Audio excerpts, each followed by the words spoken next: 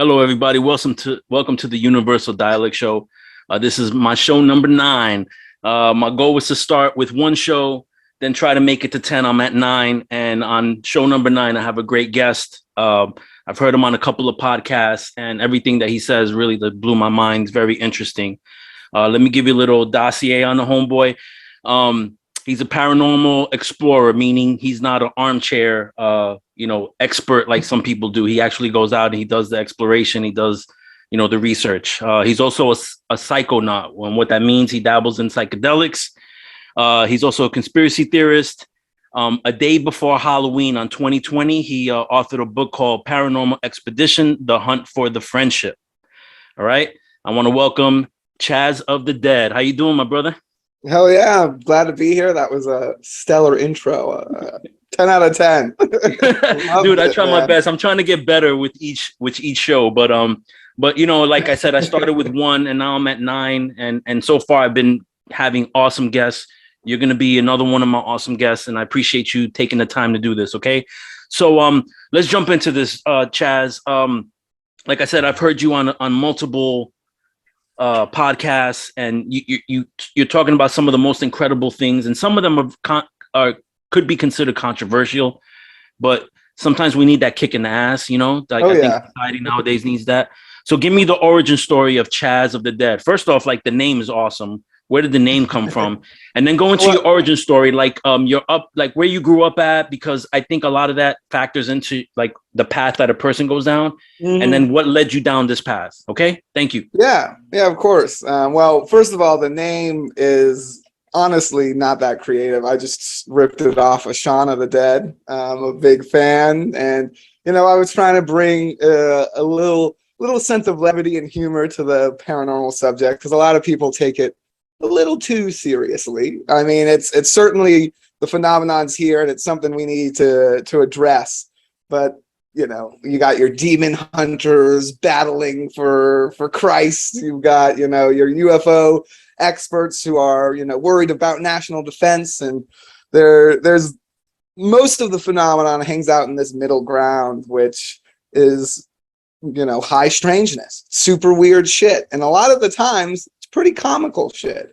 And so that was kind of the area and the stuff I was into researching. So that was the genesis of the name. But my personal journey in the paranormal started, I think, with, like a lot of people, started with a childhood experience. One night I was sleeping on this bottom bunk. They had just built these bunk beds, my parents, in Florida. I'm from Florida originally. They built these bunk beds, and my brother moved from this bottom bed up to the top one, and I moved into the hand-me-down. And one night I fell out of bed and woke up and saw this pair of red eyes underneath the bed staring back at me. Classic kind of almond pointed, almost flaming at the edges, this kind of glowing pair of red eyes, kind of like a Halloween graphic you might like stick on a window. Damn. And I was 8 or 9, so I hopped back in bed, blanket over the head, and I'm safe. Right? You think. Kid logic. Right. Kid logic. You're like, okay, nothing can get through this blanket. So I waited out till the morning, and in the morning I get up, and I'm young, but I'm rational. So I start cleaning out underneath the bed. I got the daylight, not scared. I'm looking for anything electronic, even like a little power light, anything red that could have created that that image. And my brother's coming down the ladder, and he sees what I'm doing, and without me saying or prompting, he says, "Did you see the red eyes too?" Because he had that experience a few weeks prior. And it's not like we lived in a haunted house. That was kind of like the one-off. It's not like those red eyes terrorized us through the rest of our no, just happened once. But even like the logical explanation is that some kind of shared dream, but that's not logical. That's not there's nothing in our science can explain how that happened, even if it was us simply sharing this weird archetypal dream. That's still paranormal. And so for me, that was kind of the moment where I was like, oh shit, there's something to these stories and these legends, and it's not all just make-believe. Something's going on beyond what we can sense, beyond what we understand in our normal reality. Right. So, what part of Florida was this? So, South Florida, Sarasota, Okay. Gulf Coast. Okay. So, Yeah. is it anywhere near like Gulf Breeze? Not too much. There is inland. There's a famous legend of the Mayaca monster. We got a skunk ape legend. There's some really weird photos of a primate out there. Some scientists say the photos are legit. Some say it's an orangutan that must have escaped. You know, there's some debate. They're pretty weird looking photos. There's some other high strangeness. You know, Florida up and down. We get the black triangle UFO sightings, and I've seen those. A little later on, I had a sighting. That was actually in correlation, not correlation. It was a few days after. Well, let me set the scene. Yeah, please. So I was doing. This is kind of how. Well, so I had my red eyes experience, and from there, you know, being a kid, I kind of started down like that classic Ghost Adventures style paranormal research, right? Which, you know, even as a child, very quickly I found to be unsatisfactory. I was like, what the fuck are we doing here? We're talking to voice recorders in the middle of the night, taking pictures of dust and bugs and calling it ghosts. You know, even as a preteen, I was starting to wane off that stuff. But as I grew older and began to experiment, as many a Florida teenager does, with psychedelics and things like that, I very quickly realized, hey, this isn't for like partying and music festivals. I mean, it is if that's your thing. I can see that, but there's something else going on here. Like this is a tool. And it's a tool that should be applied to this paranormal field. I mean, we have centuries of shamanism and, you know, these traditions that we've essentially lost. We've genocided out of our cultures, but they were there, and the stories and anecdotes remain. And by all reports, the practice around these substances, you know, we call it religious, but it seemed in many locations to be scientific. They would take these for specific reasons and they would acquire specific results. And you even have these stories coming from the European explorers of shamans and witch doctors who are able to control animals, control weather. They enter these altered states and interact with the spirits of the ancestors, and physical shit happens as a result. And so, you know, I kind of got this idea, and it's like I'm exclusive. It's really kind of an idea that's taken off in a couple different areas in the field. There's actually a really good documentary out, coming out, I should say, the skunk ape experiments, about that Mayaca monster, where the team RPG from Expedition Bigfoot and Stacey Brown, their project. He's on my radar right now, Stacey Brown. So I've spoken to him, and I think he's busy because he just released a documentary, if I'm not mistaken. And I'm waiting for him because I would love to talk to him. But speaking of the Mayaca ape, I spoke, and I'll send you a link to it. I spoke with a researcher out here in Florida, David Sidoti. Do you know who that is? Because I know that the name rings a bell. Yeah. Okay, so I'll send you a link to his, because he sent the team out to do investigations on the Mayaca ape, and he came up with something different. But I'll send that to you. But go ahead. I apologize. Go ahead. Keep going. Yeah, no worries. I was just going to say that documentary, go check it out. They're doing some crazy psychedelic experiments, trying out new tech. Stuff that really, you know, parallels with my research. We kind of bumped into each other at one of these conferences, and they're like, "Oh, you know, what are you working on? What are you working on?" Well, like, fuck, it's very shit. So let's work together. And so that's dope. A lot of these concepts and ideas that are popping up across the field, whether it's Bigfoot, UFOs. UFOs that's been around the longest. You have Jacques Vallée and, you know, these European investigators who have long before, you know, it's been popular here in the US. They've been on this idea that it's something to do with consciousness and something to do with, you know, how our minds interact with reality.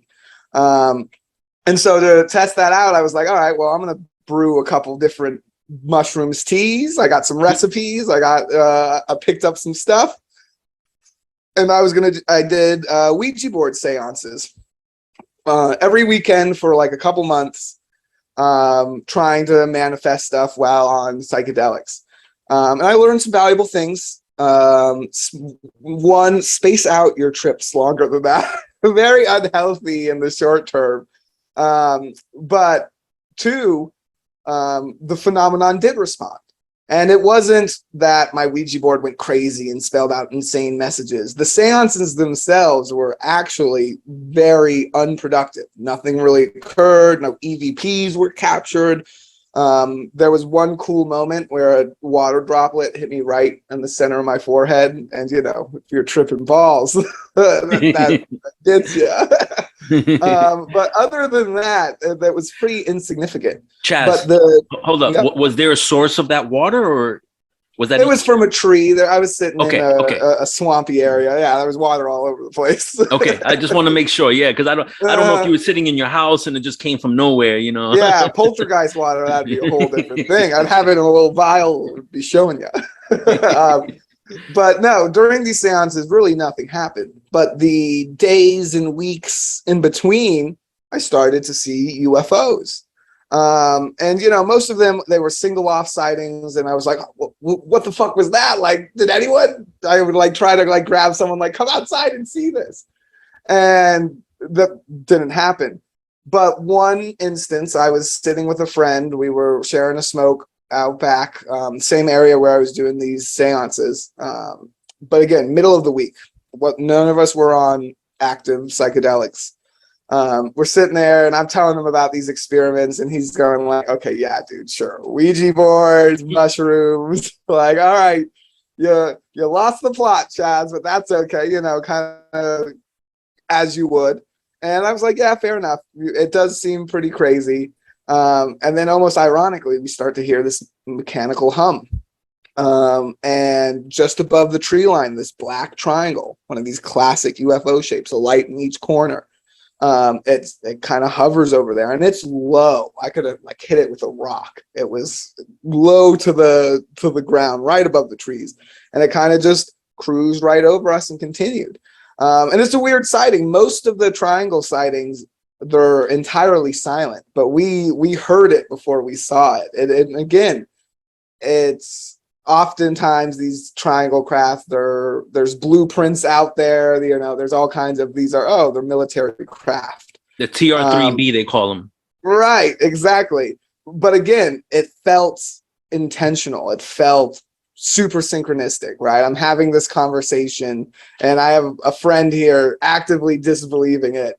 And boom, a fucking UFO shows up. The best sighting I've ever had of a UFO. And to this date, that friend of mine, he's never seen anything like it before or since. He's right. Like, fuck yeah, man, that was a UFO. Like, there's no other way to describe it. It's one of the ones you see in the literature. And so, again, that's kind of where I'm at with the phenomenon. I do think there's a lot of research, and I've got a whole crazy side theory on the idea that humans are behind the UFO phenomenon.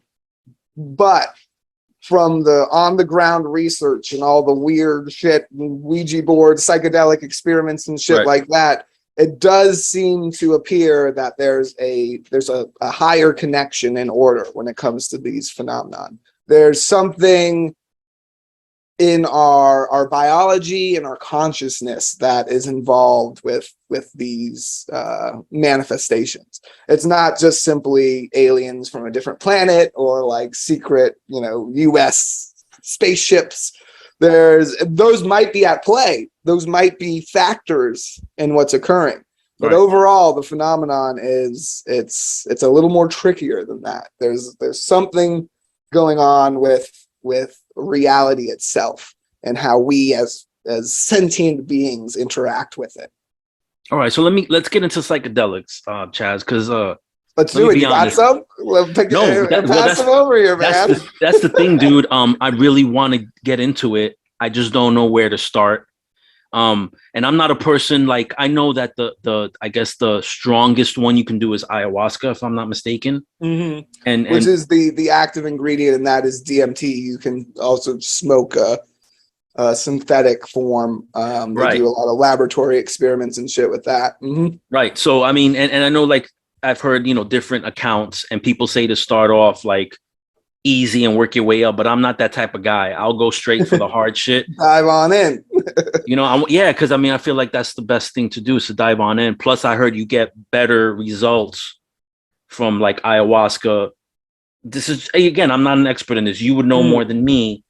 Ayahuasca is probably the best bet to get the best results compared to like other psychedelics, because I feel like personally, I'm trying to look for something. I've been trying to look for something my whole life. I just don't know what it is. Tried a bunch of different things, and I feel like psychedelics might reveal what I need to know. You know what I mean? Yeah. So there's a lot of, schools of thought about that. Obviously the more traditional understood methods are considered better.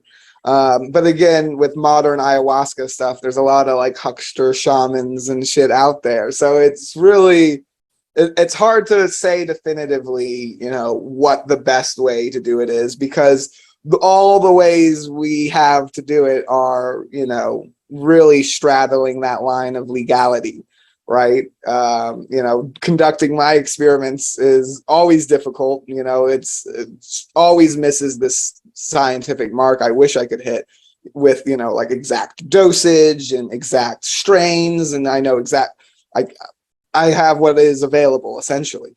And so it's not an exact science. Right. It's certainly not an exact science. I wish it was. I think we could, legalize these substances and, really start to understand and measure these effects. But as it is now, we're pretty much shooting in the dark, hoping to hit something.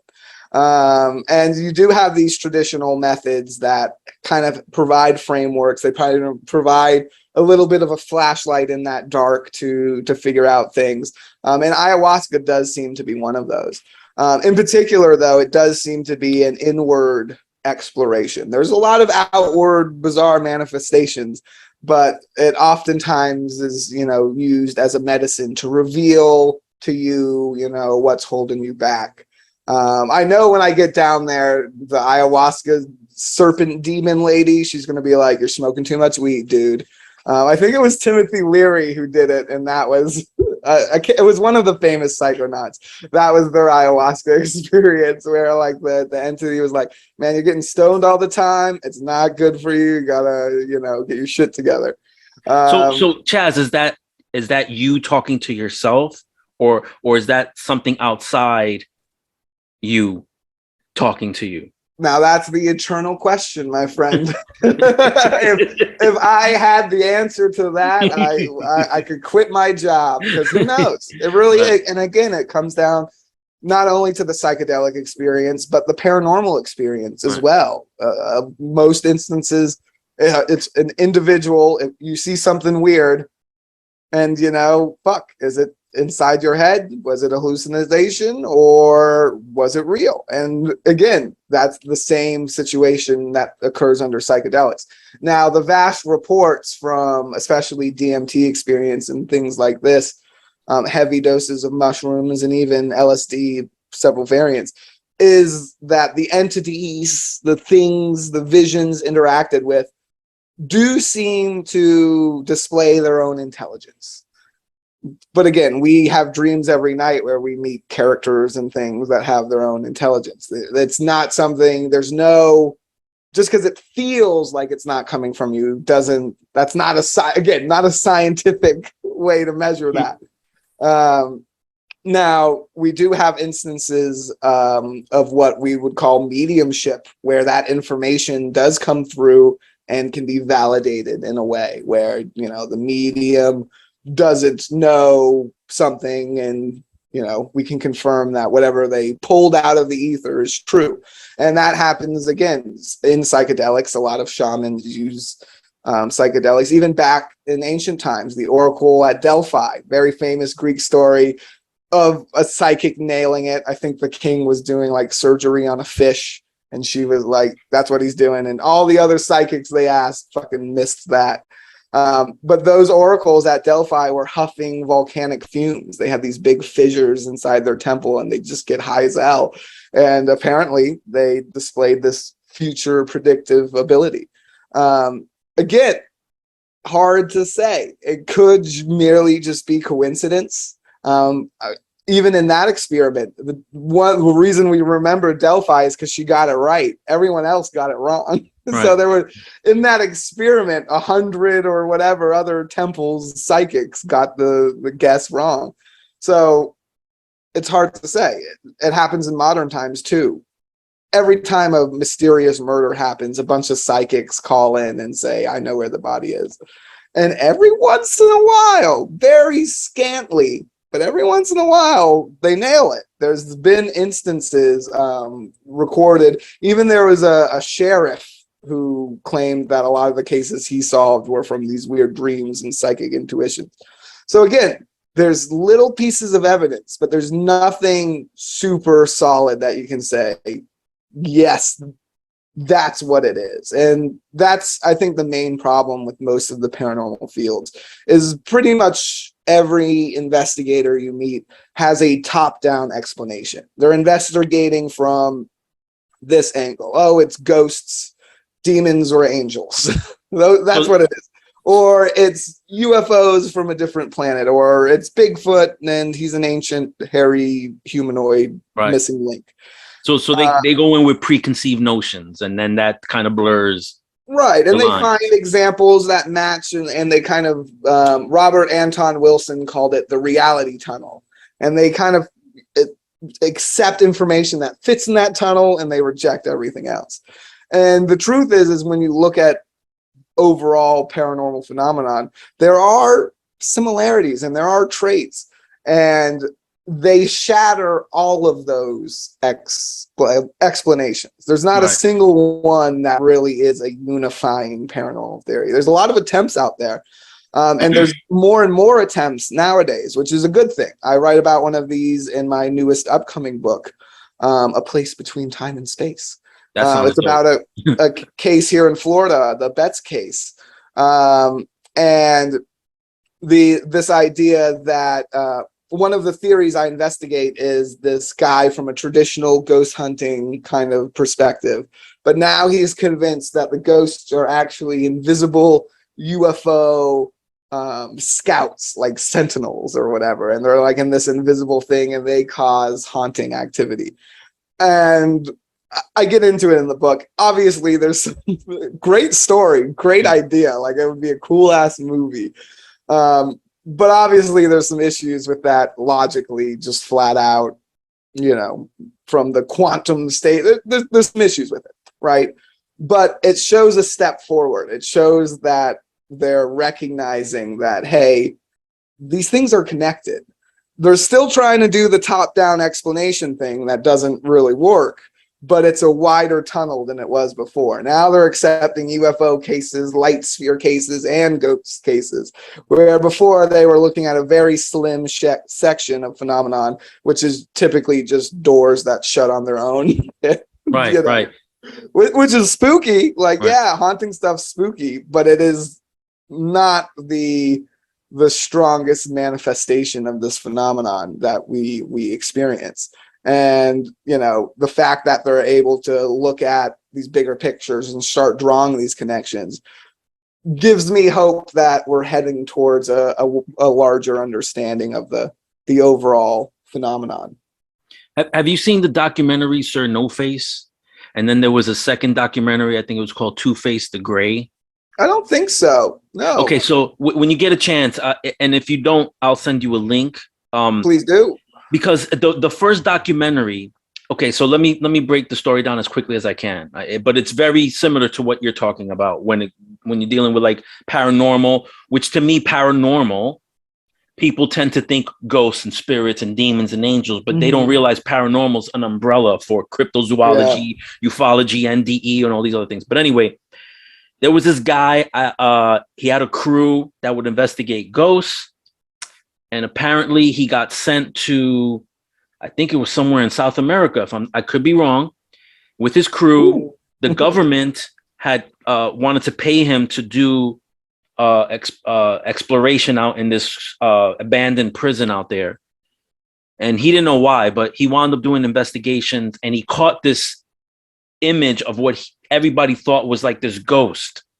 And he did a documentary on it. So this documentary is about this quote unquote spirit or ghost that they caught and the things that they dealt with. They had different, EVPs and things that were going on there. But a year or so later, he got contacted by a fan that said, if you really look at that picture that you put up of the supposed ghost, it looks like an alien gray. So now he winds up looking at this picture, and he shows the people in his group, and they're like, wow, yeah, it really does. And now his investigation turns into something else, where it's possible that it had something to do with this alien intervention that went on, instead of it being like ghosts. Wow. So I'll send you the link to. Yeah, I'd love to check that out. It might be on Tubi or something like that. I could be wrong, but it's very similar to what you're saying. But anyway, Chaz, back to like the psychedelic part, because like I said, I'm really interested in delving into that world. You hear about all these bad experiences, like not all bad experiences. You hear about good experiences and you hear about bad experiences. Would I need to be like in a safe environment, like in a safe room to do it, or for your first one? Well, I wouldn't suggest a room. You don't want to feel claustrophobic, right? An initial experience definitely should be in a safe place and with a safe and sober sitter. Okay. At home, I recommend going for a walk at some point.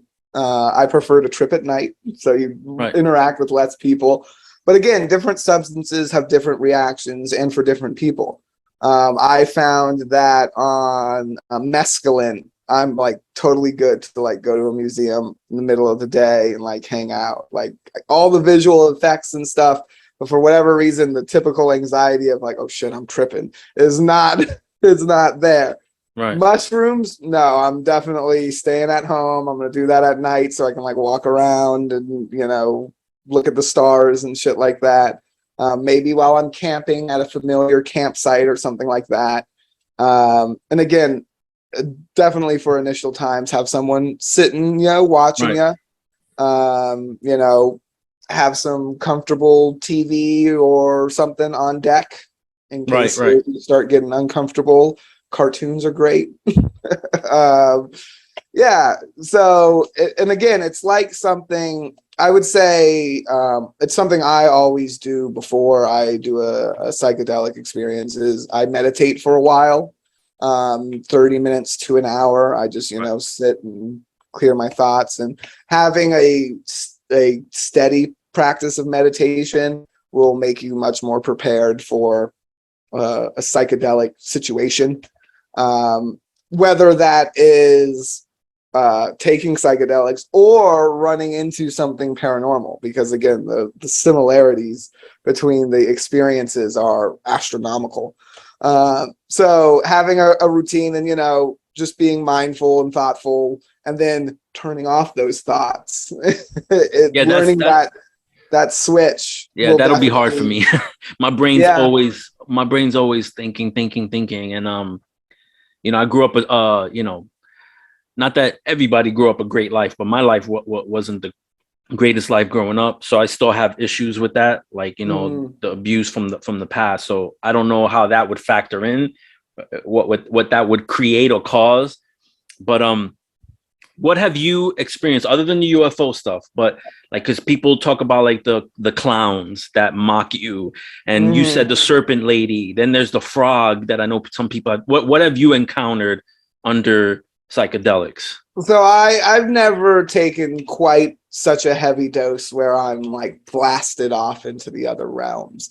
I've had some weird experiences. I've had the Alice in Wonderland effect, where it feels like you're shrinking down really, really tiny, and your perspective shrinks down. And I just remember laying on the floor and feeling like I was getting real, real small, and everything else was getting really big around me. Again, something that happens in a lot of paranormal experiences. I've also had that missing time where I was looking at something, thought I was looking at it for like 2-3 minutes, and 3 hours had passed. And I'm like, what the fuck? Like, my trip's half over and I've been staring at a wall. Wow, that's crazy. And again, these are things that are reported by psychonauts all across the globe, Right. these common experiences. And again, common experiences in paranormal phenomenon and UFO encounters and spooky places. People tend to lose time. They thought they were doing something, playing the Ouija board for 20 minutes, but it was actually 2 hours. Those weird time dilations. And again, it shows that our reality is a lot more malleable than we give credit for. And that's what the root level psychedelic experience is kind of about. The blasting off experience, it's one I'm still working up to. I still, currently I'm still using substances in this experimental way. Right. On haunted locations in weird places and stuff. And so being blasted off to the max isn't really compatible. Right, I understand. To maintain, and actually through my research and my personal experience it seems to be the being actively tripping doesn't tend to manifest a lot of physical phenomenon.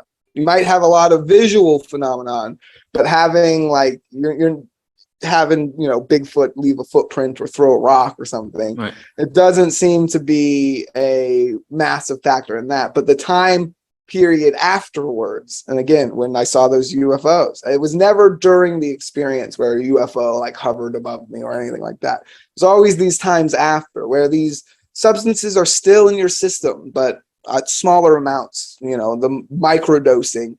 A lot of people are using that for these experiments. And again, for that same reason, where it's really hard to be tripping hard in an uncomfortable place. I've had some practice and it's still hard. Right. It takes preparation and some mental endurance. But it also, again, those microdoses seem to be a more productive avenue when it comes to paranormal investigation. Now, when it comes to working on those internal stuff and working in the whatever you want to call it, the collective unconscious, the spirit realm, whatever, that invisible web that connects our consciousnesses. Now, the psychedelic experience seems pretty good at interacting with shit like that. You hear all kinds of reports of like psychic surgery and, people astrally projecting and, healing others. And again, most of it exists anecdotally. So it's really hard to tell what's true and what's fake. It's something that fills not only the paranormal phenomenon, but the psychedelic realm where people, and it's even worse in the psychedelic realm because there's people who legitimately lose the plot. You know what I mean? There's right. This people who they're all in and they believe everything these entities tell them, and they're unable to interact with society anymore, and it turns into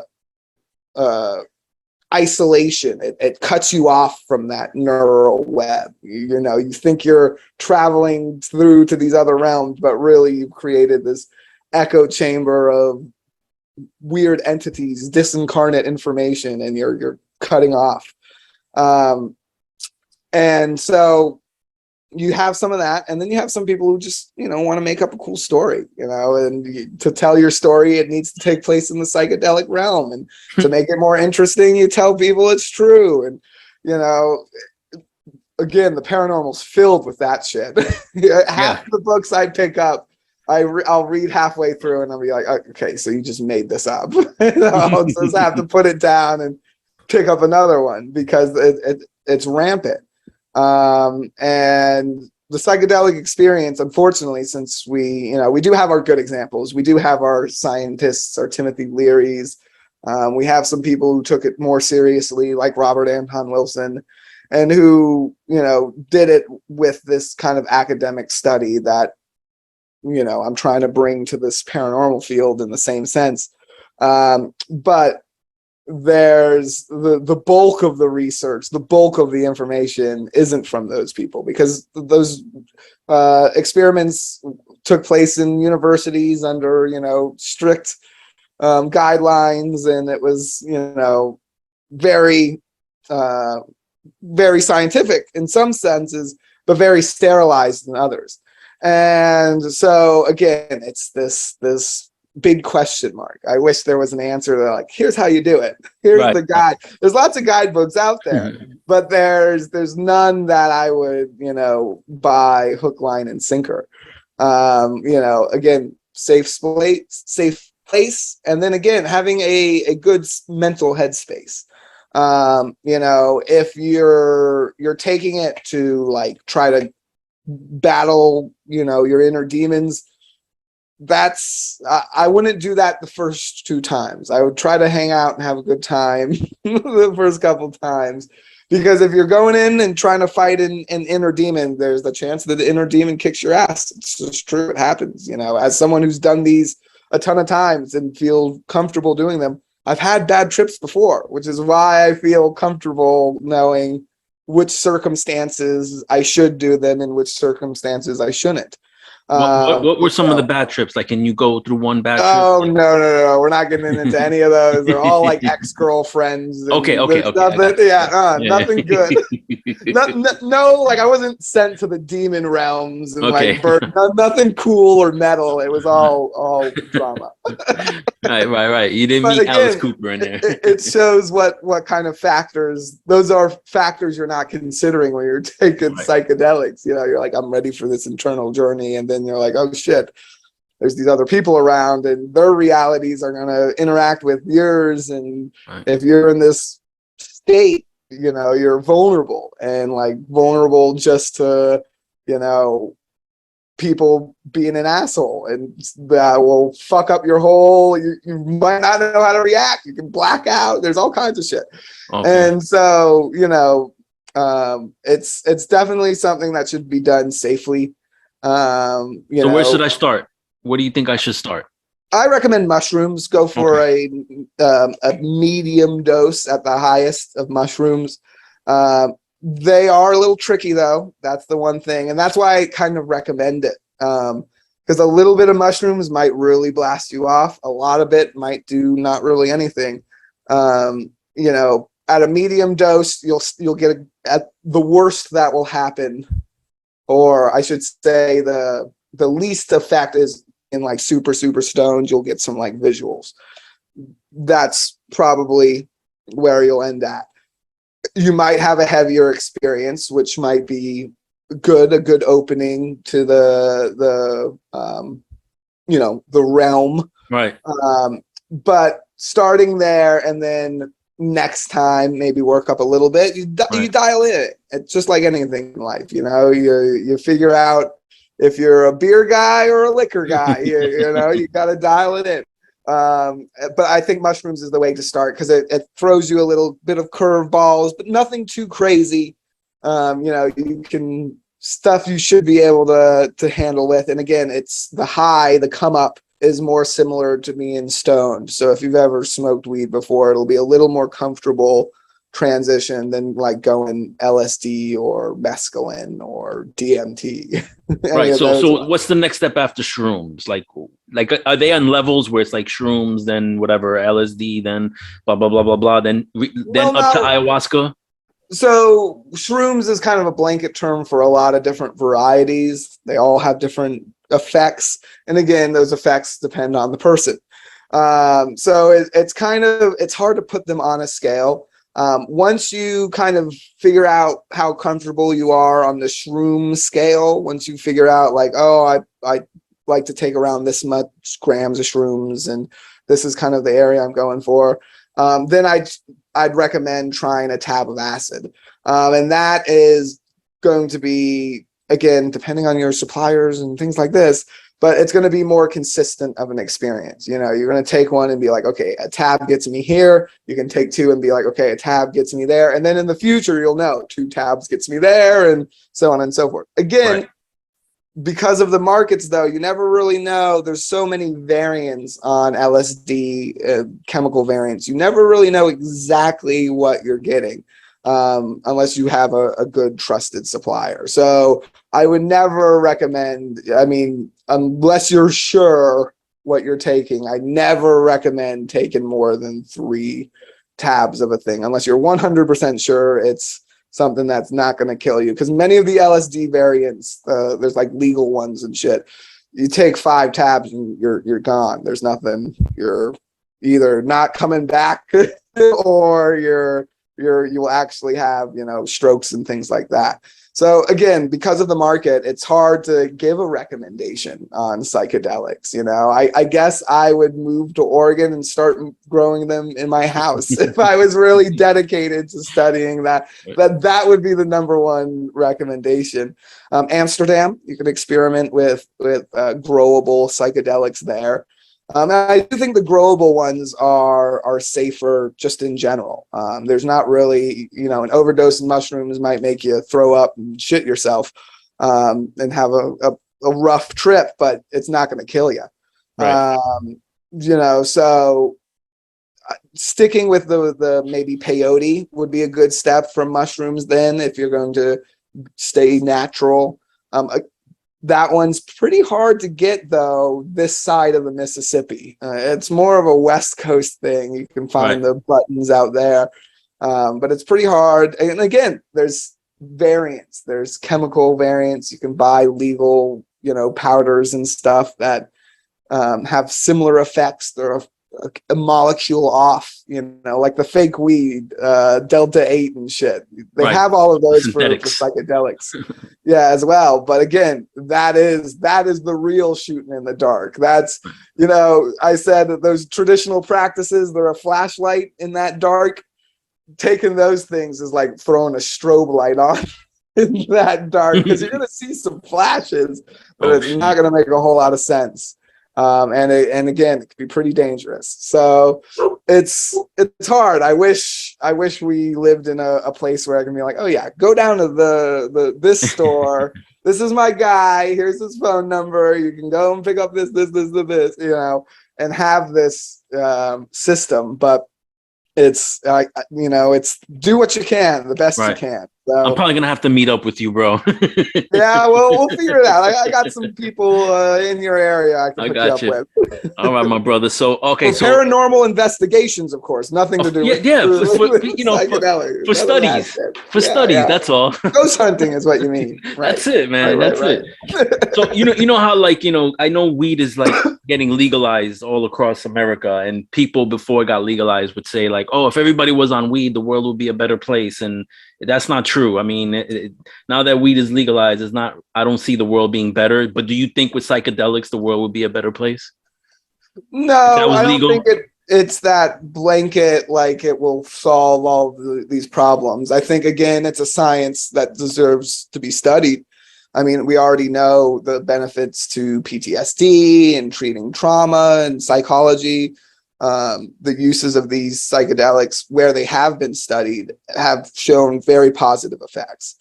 That being said, you know, legalizing psychedelics, you're going to have people having psychedelic trips. And as we discussed, those trips can go pretty wonky.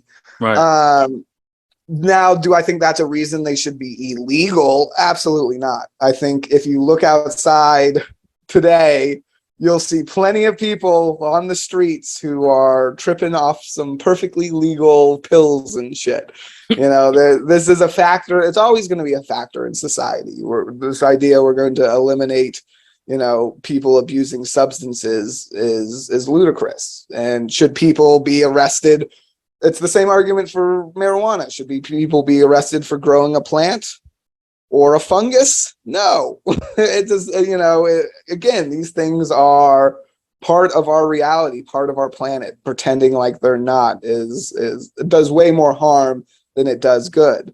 Again, all the scientific research avenues we could explore, I think far outweighs any, you know, oh God, some teenagers put edibles in their prom punch. Oh no, what, the society's crumbling. No, I don't think that's, yeah, will that happen once or twice? Probably.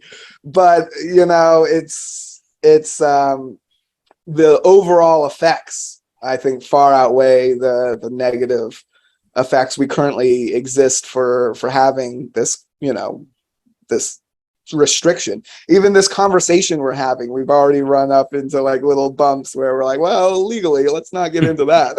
So, right. And that's be careful.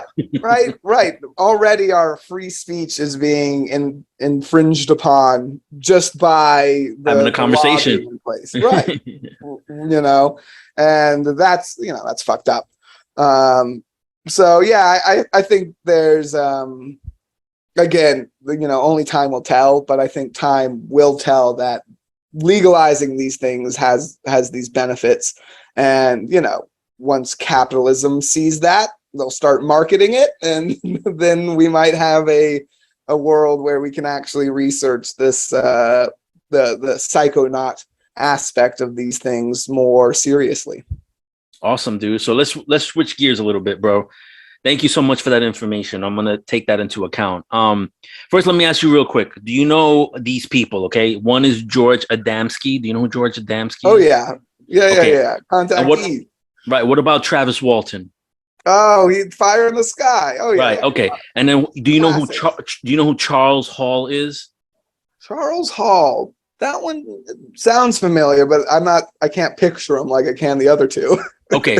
All right. So before I get into that, okay, I just want to throw those out there. They coincide with what we're going to talk about next. Okay. But first, I don't want to make the mistake of going in the wrong order or misrepresenting like your research.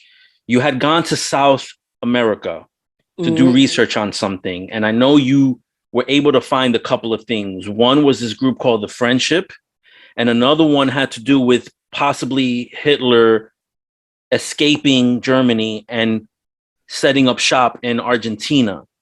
So what came first before we get into this? Because I don't want to or are they connected? They're absolutely connected. So, I was living in Mexico for a while and doing my paranormal research and stuff and teaching English. And I was looking for a case that, I had been doing it for a long time, nearly a decade at that point, as like a hobby. What year were you in Mexico? Do you mind? Okay, so I went to Chile. It was 3 years ago. I moved to Mexico, so that would have been 5 years ago. That doesn't seem right. I guess it was. I moved there about 5 years ago, and I was teaching English, working online and stuff like that, and still doing paranormal stuff, going to haunted places there, but more as like a hobby. I had a little bit of a blog that was kind of my side, thing while I was traveling around. And I decided I wanted to do a podcast and then a book. And I wanted to pick a paranormal case that hadn't been really covered before. We get it all the time here in the US. How many times have you seen, someone investigate the Stanley Hotel or fucking throw a dart at the map? If it hits a hotel, there's been a Ghost Hunters episode. You know what I mean? It's all of these locations that get repeated over and over again. And there was this really intriguing case I had heard about, like a brief mention of the Friendship. And it was this group, this tall, blonde Pleiadians, if you're into your exopolitics, this kind of Nordic archetype of alien, which again popped up in a lot of the contactee cases here in the US in the 50s and the 60s. Okay. When the aliens that people were interacting with were human, pretty much in appearance. And so this Friendship group, these tall, blonde, they all had these angelic names, and they were all specialists in various fields of science. And they were interacting with these rural communities scattered throughout Patagonia in southern Chile. And so these really rural fishing communities, these weird blonde strangers would show up and trade with like platinum coins and counterfeit money and shit. And how long had this been going on? It started, reports of the group started in the 80s.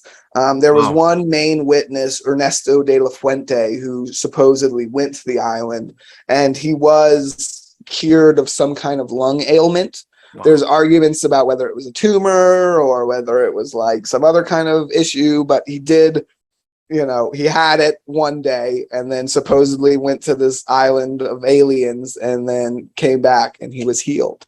And that kind of started the national like investigation, the furor.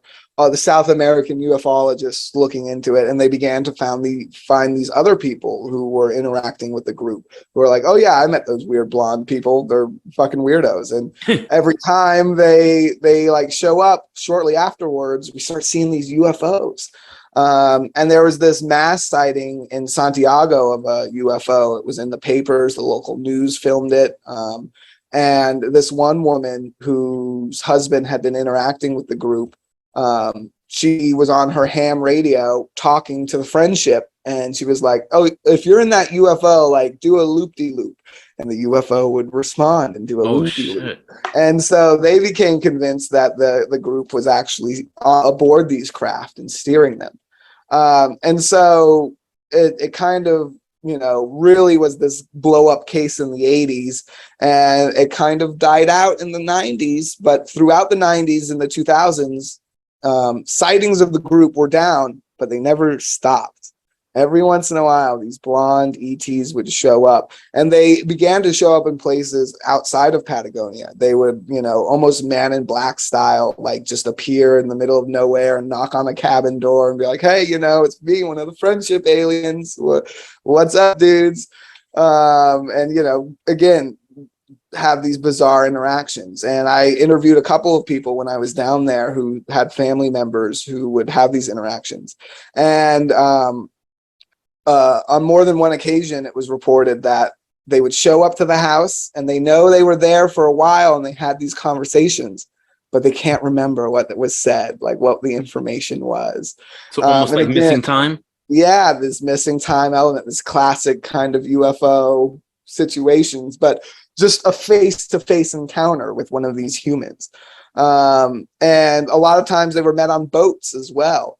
And so this was a very intriguing case. And for me, it was kind of a perfect one because I wanted to explore a case for my first big project as one that has many angles, right? And right off the bat, there's a couple different explanations people put on this group. One is they're telling the truth. They're actually aliens, which maybe.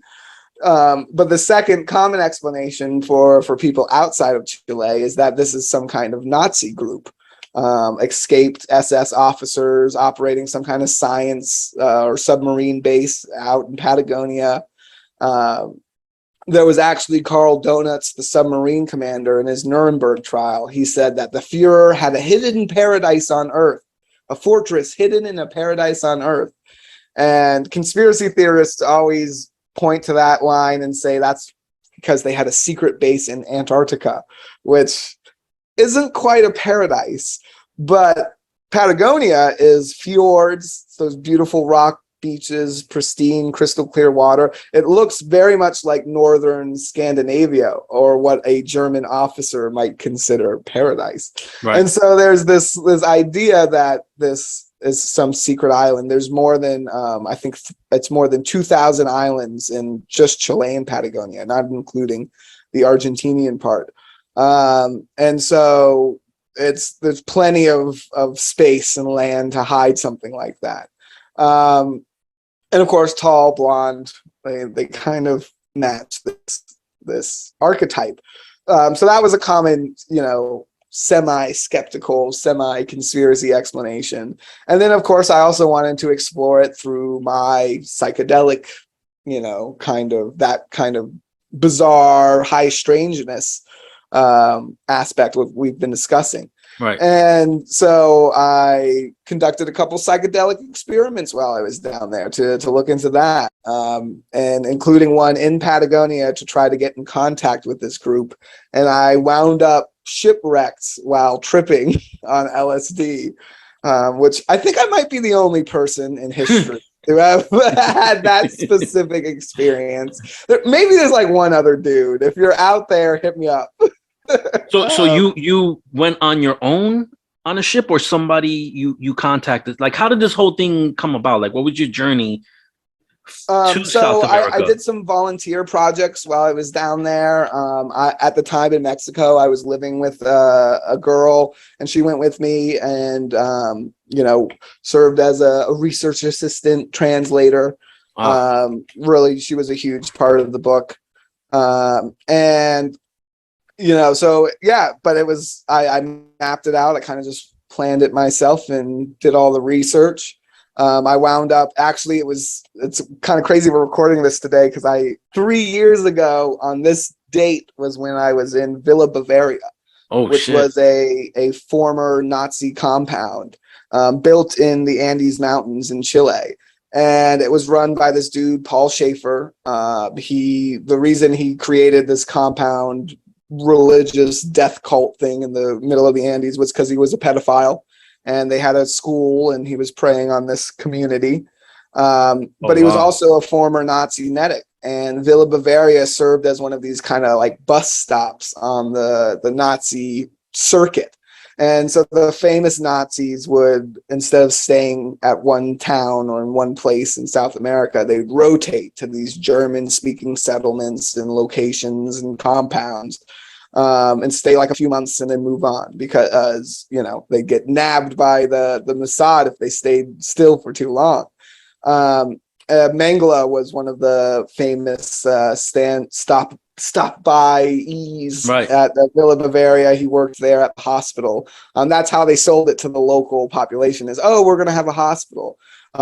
It's in the middle of nowhere. You had to drive out into the mountains up this long winding path to get to this Nazi compound where the hospital is. Do you get taken there by someone? So I was like, okay, well, I'm going to visit this place. It was used to be Colonia Dignidad. So that was when Paul Schaefer ran it. Eventually he was arrested. Like, there's a movie about it, actually, a Spanish language film about the kids who escaped from the compound and got to the police and were like, hey, we've been, being abused.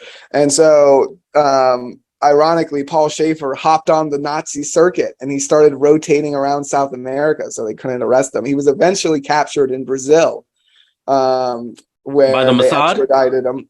No, he wasn't actually wanted by the Mossad because he was only a medic. He was captured by the Brazilian police, extradited him to Chile, where they finally executed him. That was after Chile had a regime change. Augusto Pinochet, he was put in charge of Chile by a CIA-backed coup. He took over the government. And while he was in charge, he would use Villa Bavaria, Colonia Dignidad, as basically like this Guantanamo Bay. He would send his political enemies and shit.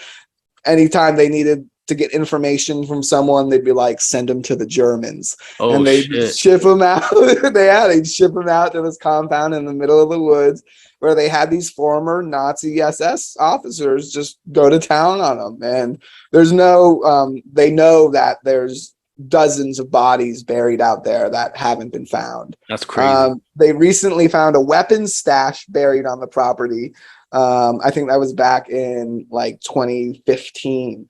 And they were like, we didn't know those were there. Like, that must have been from the old guys. We swear we're not Nazis anymore. So I was like, okay, well, they say they're not Nazis anymore. Let me go fucking check this out. So I, found it on the map, and I went to the nearest town, took a bus, got to the bus station. I was like, all right, let me get a ticket to Villa Bavaria. And they're like, there's no buses go out there. I'm like, what do you mean no? It's like a tourist destination, I thought. Like, it's supposed to be this German retreat. Right. And they're like, no buses go out there. was like, well, how do you get there? And they're like, you can take a bus to this village, and then you can knock on this guy's door, and if he's home, he'll probably drive you the rest of the way for like $20. And I was like, okay. And you're by yourself, or you're with that translator?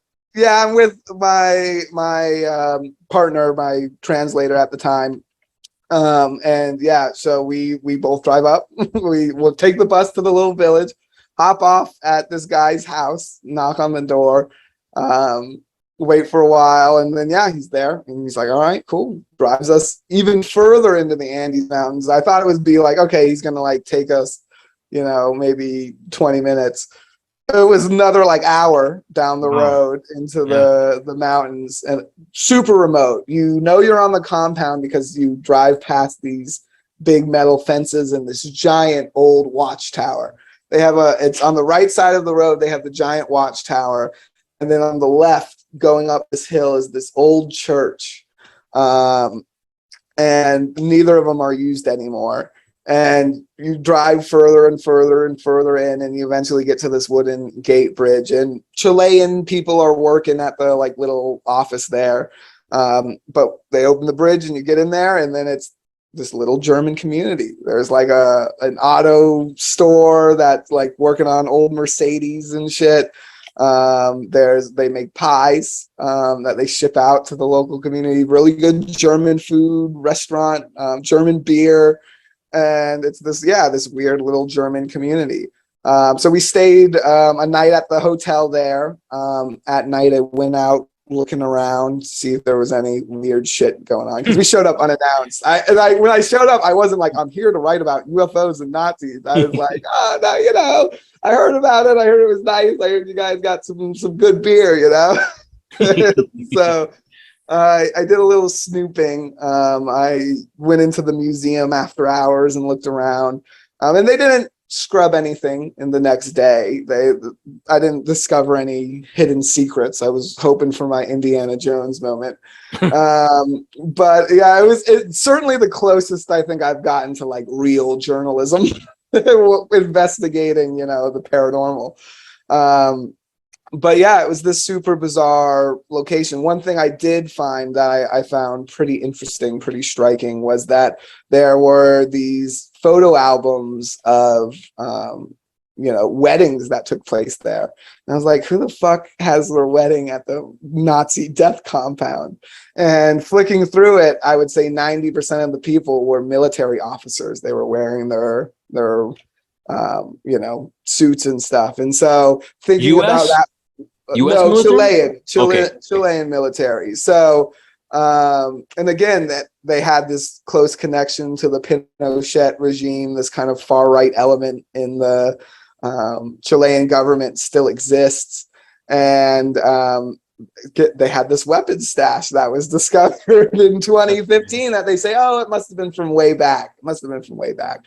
But there's these officers that come out there and have their weddings and shit. So there's still something weird going on out there. I don't think it's quite cleaned up its reputation as much as they claimed. I went to look at the graveyard and got lost and wound up hiking for hours because the compound is so massive. The only reason I knew I was still in the general area is I'd bump up into this big chain link barbed wire fence every once in a while, and I was like, oh shit, well, at least I'm still on the property. They'll be able to find me. Right. But it's thousands of acres out there, so it could have taken a while, but I did end up finding my way back. I did also find a bunch of cement like cisterns just in the middle of the woods. I took a picture of a couple of them. Again, it's all fresh in my memory because the pictures popped up on my phone today because it's the anniversary. That's crazy. But they had these big stone, like cement, blocks half buried in the dirt in the middle of nowhere. And I wouldn't be surprised if there were a few of those missing people in some of those. So no, definitely a weird location. And it kind of proved that there's certainly a possibility to that Nazi explanation when it comes to the friendship. But of course, there's a lot of other paranormal shit involved that really kind of detracts from it. Even the timing, the bulk of the sightings are in the 80s, and none of these friendship, like the Contact E sightings, like these ET sightings, every member of the friendship drop dead sexy. I mean, you just want to, they're hot as hell, Right. perfect specimens, and that's a consistent report. Right. You know, there's no old members, there's no young members, there's not a community like there was at Villa Bavaria when we were there. There was lots of old people, some middle-aged people. I don't think I saw any kids, which, considering the history, might be a good thing. But you know, there was a gradient, an age gradient. There's also one of the most common factors in these descriptions of the friendship is this overwhelming sense of calm and peace when you're interacting with them. And as someone who's traveled a lot, not just in Central South America, but Europe, North Africa, I've met a lot of German people. And I don't think I'd ever describe them as radiating a sense of peace. You know, Right. a lot of great, nice German people, but you know, that is not a description that pops to mind. You know, I met a Swedish yogi who kind of did that once, and then I found out he had a very large temper. But the German tourists, very nice, but definitely German. And so again, there's these reports that these details, these factors that don't quite add up to that you know, Nazi explanation. Now the UFOs, that could be a factor to the Nazi explanation or not, depending on what camp of ufology you're in. Right, because supposedly the Nazis delved into that, and they have blueprints of "quote unquote" UFOs, and then the Nazi Bell. There's this idea the that they had an anti-gravity device, and of course the stories of the Foo Fighters and things like that. Very popular out there. It's very in the zeitgeist of paranormal theories. So again, it was a really cool case, a really interesting story, and one that hadn't been told for an English-speaking audience. You know, so it was a really I felt the need to jump on it, and so I went down there and did some on-the-ground research, and you know, released the first half of it as a podcast, and then released the entire version of it as a book. And I thought it was just kind of like a little passion project, an excuse to go traveling and go to some weird places. And then it kind of blew up, and people started reading it, and the on the ground research really struck a chord with a lot of readers. Because it doesn't happen too much. There's a lot of theorizing going on out there. I'm on Twitter. I hear it all, but there's very few people who are like willing to follow up and take that extra step to see what's going on, to interview the people, actually go out there. Look into these theories. And I understand, there were a couple times where I was sneaking around the Nazi compound like, man, I might get fucking shot for this. It's a challenge, but I'm so glad I did it because people have responded. So are they, do you know if they still exist, this group? Well, I went down, I went deep into Patagonia in my attempts to get in contact with them. But I had a lot of funding limitations and stuff. There's still some experiments and things I'd like to try to get contact with the group again.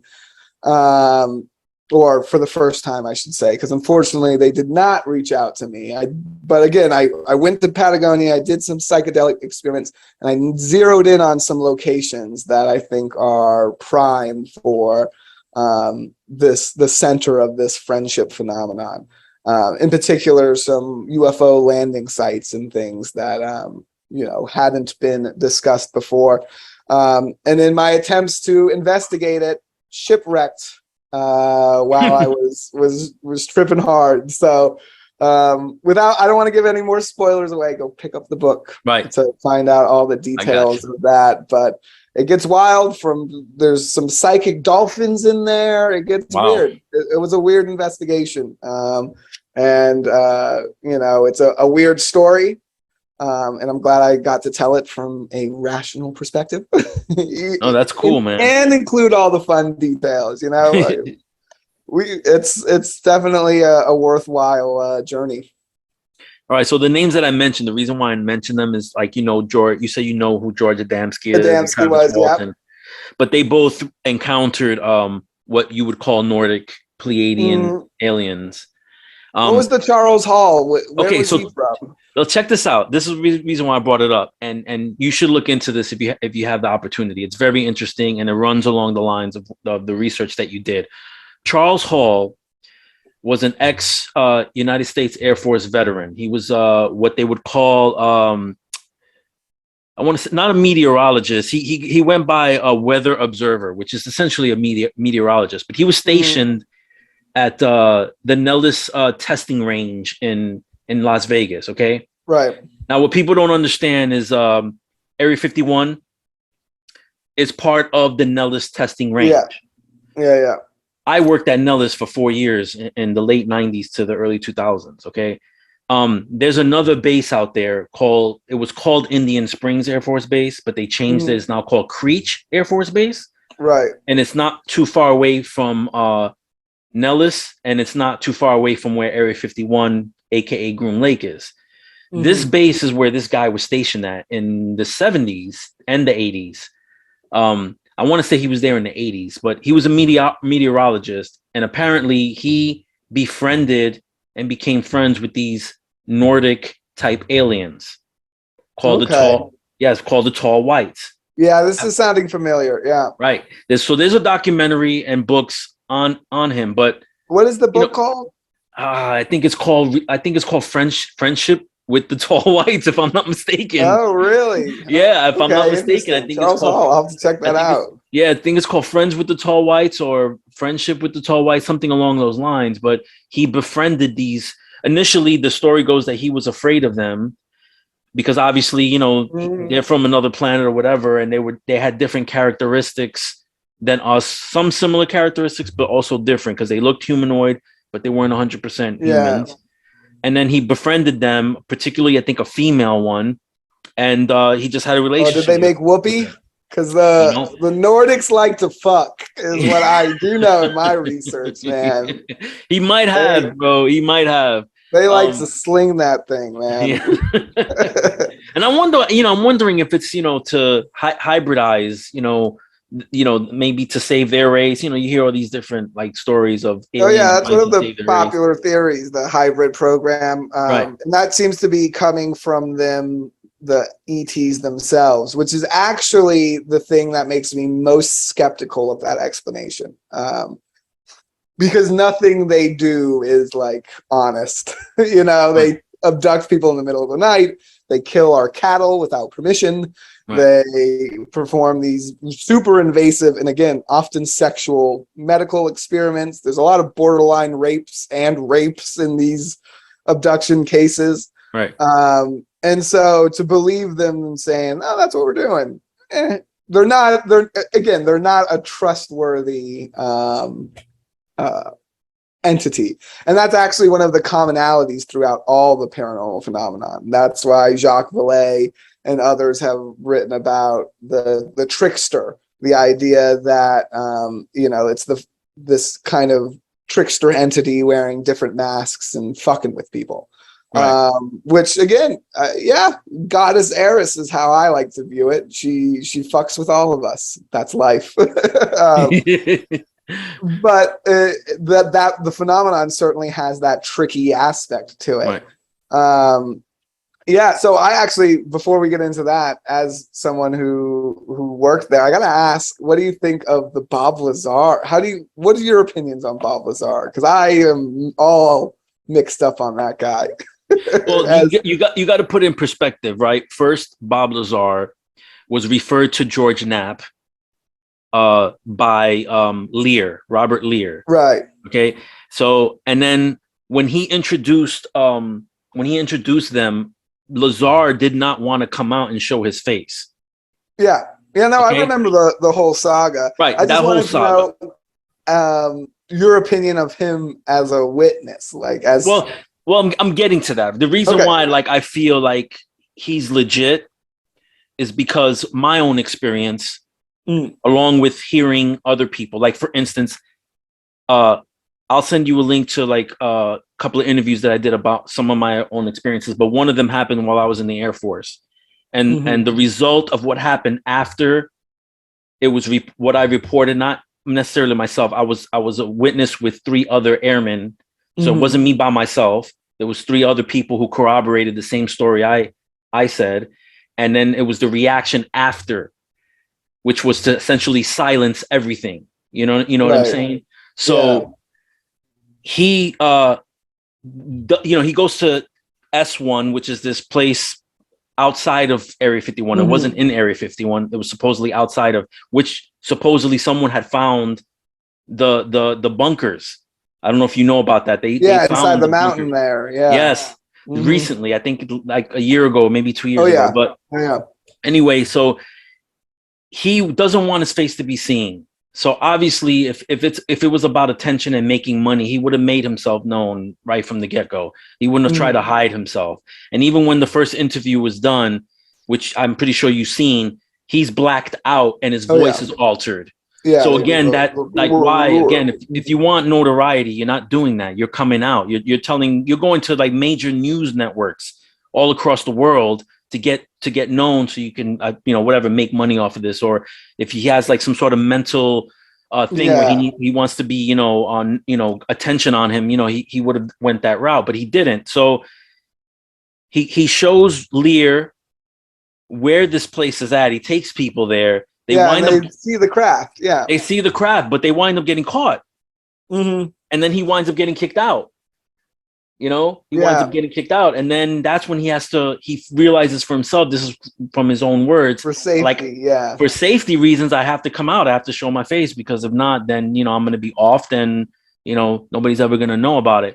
And plus some of the characteristics, right? So you have flying saucers. I've seen them before. You said you've seen them before. They're always on a horizontal plane for the most part, right? And people have seen, they travel on a horizontal plane, blah blah blah. He was the first one to say that they turn sideways sometimes to travel, because they have like the way the way of I don't know, distorting time and space. And that's seen in the gimbal footage. Yeah. And that's seen in the gimbal footage. So this is before the gimbal footage, and so he already talked about it. Element 115, he talked about it back then. They said, so that's one of the ones though that fucks with me, because whatever element was discovered next was going to be element 115, and the one they do have now isn't identical to the one he's describing. So that one, because they did eventually discover an element 115, and oftentimes people are like, that proves it's real. And my brother's a chemist. I was like, is that the same as this? And he's like, no. Okay, so it wasn't the same a totally element. different thing. I got you. Which again, though, maybe the military, they discovered this element, they label it 115. The public discovers a different element, they label it 115. So now the military calls it 116 or whatever. Right, I got you. Who knows? It could be possible. But I mean, go ahead. I'm sorry. Well, I always kind of felt like, because I do think he's proven that he worked there. But part of me wonders if there's not like a retirement plan option where they're like, hey, so your contract's coming to a close, but what if we gave you this amount of money every month for the rest of your life, and you go out there and you tell this crazy UFO story that you worked here and it was, it's you, and because you'll be able to prove it, and then we'll do some like theater to make it look real, and it's just we gotta spend the budget money, and it'll be fun to fuck with China, and like that's just some kind of elaborate weird psyop. Do you think that's a possibility? Anything's possible. Okay, Chaz, the way I see it, because again, I'm ex-military, and I'm pretty sure you might know military personnel yourself. They'll tell you, man. It's a dog and pony show. They make it beautiful on the outside, but behind the curtain, you don't know what's really going on until somebody tells you. I mean, yeah, I wouldn't doubt that they can do something like that, but I just don't get that sense from Bob Lazar that he From would Bob. go for Okay. that. But I mean, again, he could be punking all of us. In the end, he could Uh-huh. be punking all of Laughing us. all the way to the bank. You Who know, knows? but like but if you look at all of the stuff that he's brought forth, and like you said, the one thing that he may have not gotten right, the element 115, it's kind of like saying I don't know if you watch sports, but it's kind of like saying if a batter goes up and he gets 3 hits out of 4, he's a bad player because he didn't get that 1 hit at that last at bat. Yeah. You know what I'm saying? Like he's got a great batting average, but he sucks because he didn't get that 1 hit. Oh, I mean, he's certainly an intriguing witness, and the story is tops, which I love a good story. Yeah. But that's also the thing. It's so good, when he sees the little alien guy in the hallway. That's usually where I'm like, I don't know, man. No, but he even says himself that he doesn't even think that was real. He thought it was a prop or something, or so they were possibly doing psyops on him. So again, the psyop angle, I'm just not sure. He's an interesting character in the field. Some days I wake up and I'm like, yeah, he's right. It's true. I love the one he said there was one that was dug out of an archaeological site, which, I love that. That's so, it's an Indiana Jones moment. It's so cool. I want it to be true, but I know that feeling where like, it's too good. It's too good to be true, because it's all the mythologies. It's ancient aliens. It's underground alien bases. It's operating craft. We have ones we can fly around. It's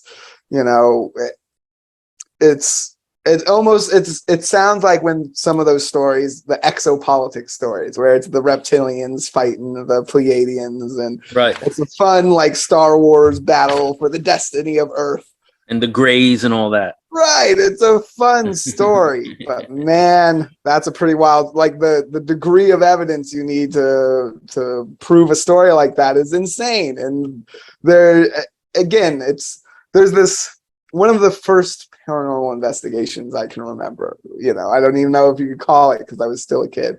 I was camping with a friend I used to go camping with all the time. And we met a group of kids at the campsite and we were all hanging out. And there was this, like, in between the trailers, this empty part of the trailer park where there were these, mobile homes. All of them were empty. You would walk over this speed bump and you would hear these wind chimes, and you could like step over it and not hear them and step across it, and then you could hear them. This really kind of bizarre sound phenomenon. And nowadays, like, it was clearly just echoing through the houses. It was just some kind of weird, sound thing. Not really that paranormal, but as kids, we're like testing it out. We're all getting spooked. It's an overcast, stormy day, and we're testing it out and getting freaked out. And then one kid comes riding on his bike from the other direction, and he's like, "The ghosts are planning an attack. We got to get ready, guys." And I'm like, "Wait, what the fuck are we talking about? No, like, this is a real thing. This is a thing. We're experiencing a thing here. And why are you attaching this ludicrous narrative?" And the difference with Bob Lazar is it does look like he worked there. So like, I do kind of got to get him, that credit. But the story has that feeling. It has the ghosts are attacking feeling to it. Yeah. I understand. You're like, I don't know, man. That's just a little too much. If it was just, a craft that they had, maybe. But it's all the stories. And that's why I think it almost feels scripted. So maybe he's laughing to the bank. I hope it's true. Well, the thing is he making money? Tell us about it, damn it. Yeah. Like, is he making money? Because I know he has his own business, but it has nothing to do with like UFOs, And then that documentary that Jeremy Corbell did, I don't know if he's making money off of that. Like, I don't know. Right. Well, I don't. Again, trust me on this one. There's very little money in the paranormal, so that argument, they're in it for the money, doesn't really fly. But if it is one of these weird psyop things, that money's going into an offshore bank account. We're never gonna fucking know about. That's just how these organizations operate. Right. They're kind of like, look at this hand while the other hand is doing something else, you know? Right. And then of course, we know the military's lying about what they know about UFOs. I mean, in the recent UFO hearings, they did a little bit for the public, and then the rest of it was behind closed doors. And Yep. I have a source I know well and trust in one of the 3-letter agencies, and he's like, I've seen all kinds of videos that fucking blow the gimbal footage out of the water. Yeah. You know, shit from helmet cameras and multiple angles and shit. And the phenomenon is here, and we're interacting with it. And the issue is studying the phenomenon. It's been here a long time. It's been with us, and it exists in these many forms. And again, the form is kind of dependent on a lot of shit, cultural context and our consciousness and how we interact with reality. And these things seem to appear in many ways. And I tend to think, you know, yes, the government's lying about it, but does that mean they have the answers? I don't know. If they're studying the same phenomenon I am, then they either have some crazy technological and philosophical understandings beyond the current populace. Right. But judging by the public show of politics, we can say that's probably not true. Right.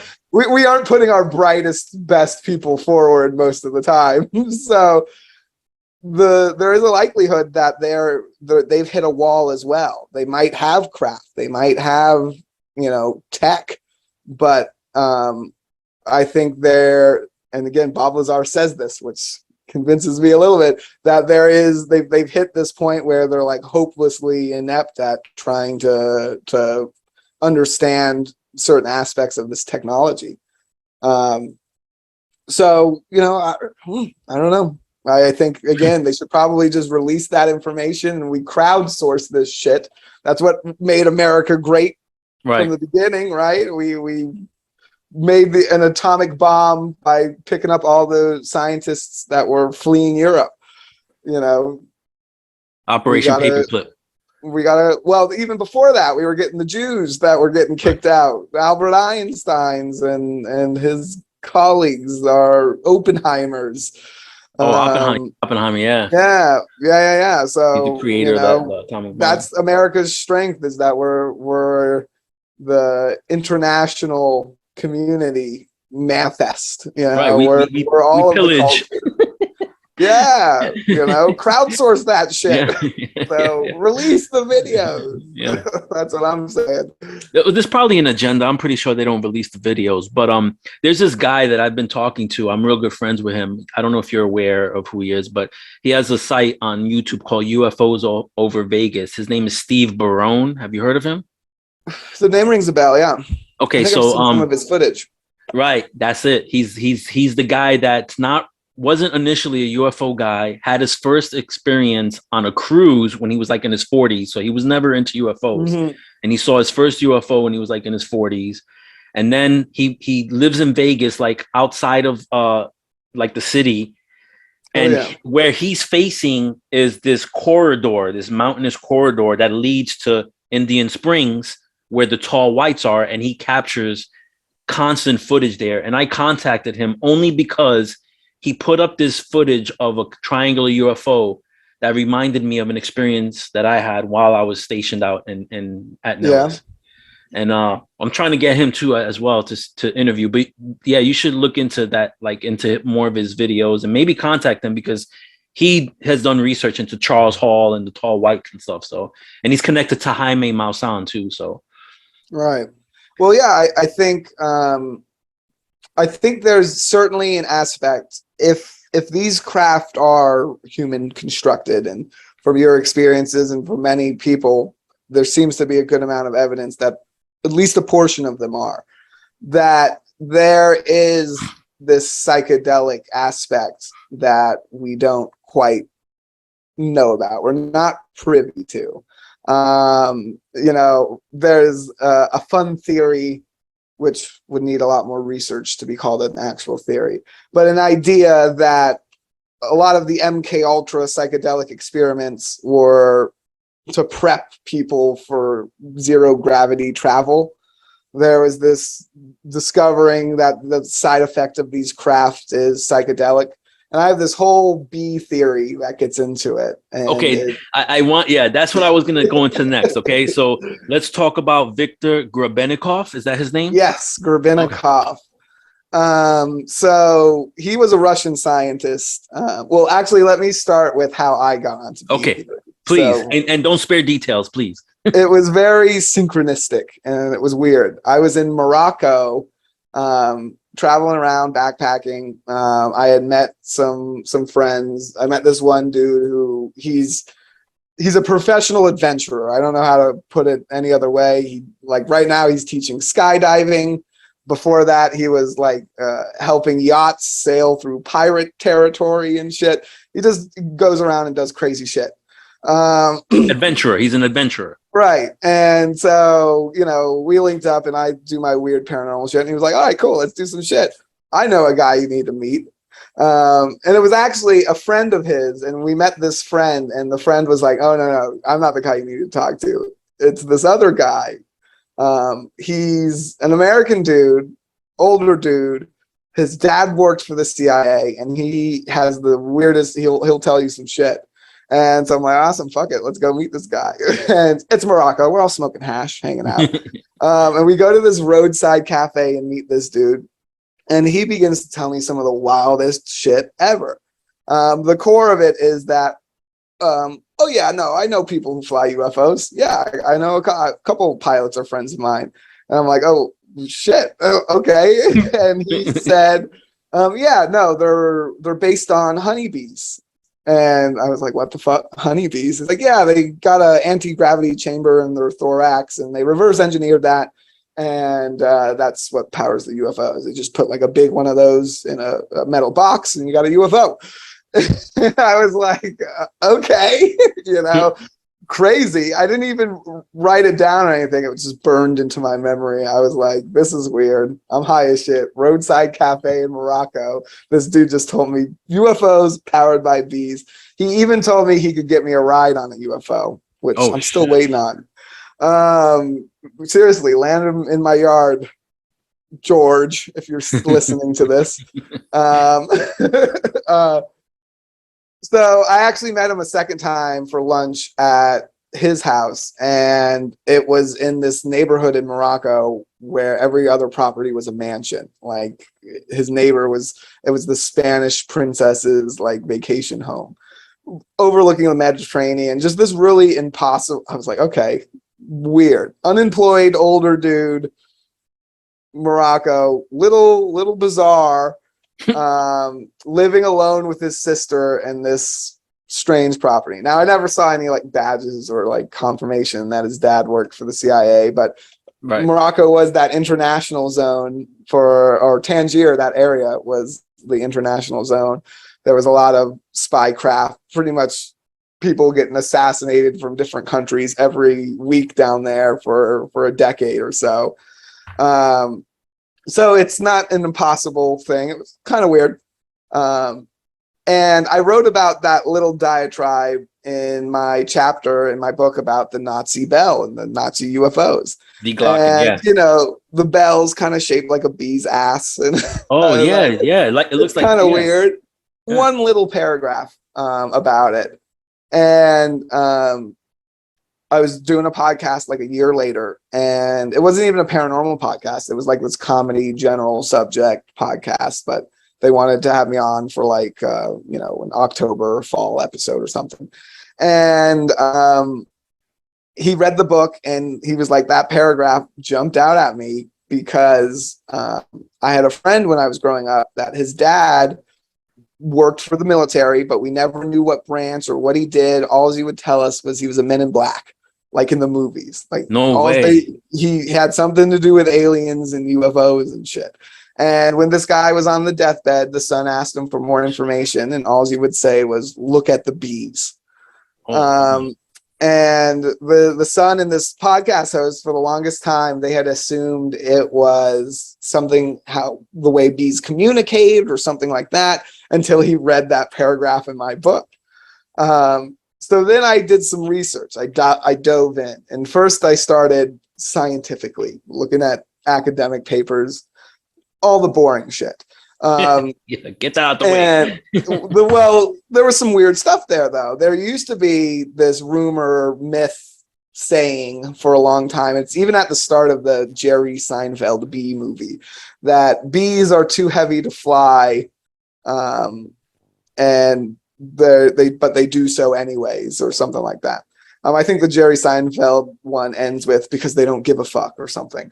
But there's this weird ability bees have. The wings are technically too small. Some MIT mathematicians were sitting around one day and they did the math, because that's what nerds do when they're bored. And they figured out that, shit, the wings are too small on a bee. That's weird. And nowadays they have this explanation that they do this special whirlwind pattern and it gives them the additional lift to take off. But there is this mystery about honeybees in particular. They have this thing called economy mode. And it's like a car's economy mode. And it's something they notice when bees are carrying pollen. They are actually using less energy.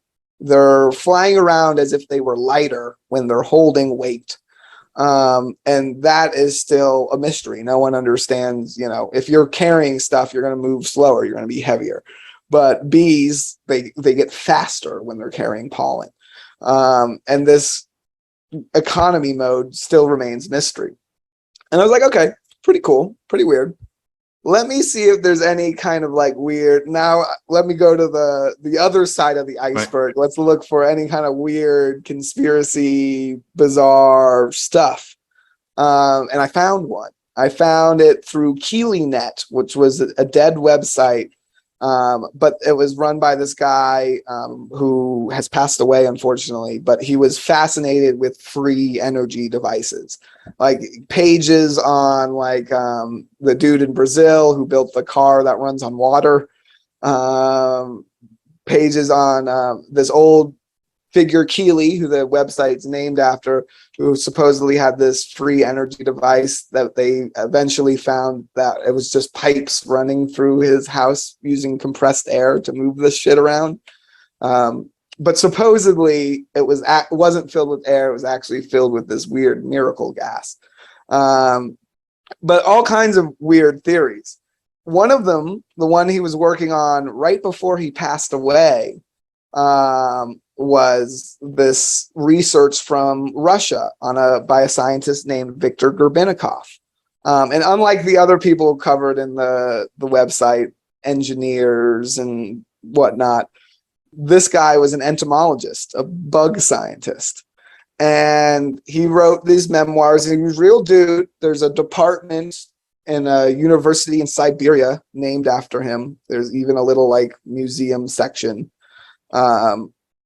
with some of his discoveries and stuff. And he discovered a lot about, there was something about an alfalfa pest, some other kind of jumping insects, all kinds of stuff. But in his memoirs, in addition to all of his discoveries in the world of entomology, he wrote about the time he built a flying craft out of bug parts. And he said that he discovered in the wings of heavy insects, and it wasn't just bees, but this would apply to any kind of heavy insect, even the like flying cockroaches, the palmetto bugs and shit. Dude, I hate those things. Oh my Lord. I go to war with those things, man. They might be the secret to anti-gravity. So oh shit, man. So I can't kill them? No, kill them and rip their wing plates off and put them in a bag for me. Oh shit, man. I don't know, man. I hate them things. Oh, they're gross. They yeah. punch. They get so big. But it also applies to other shit that gets a little weird when you think of like scarab beetles in Egypt, which were deified.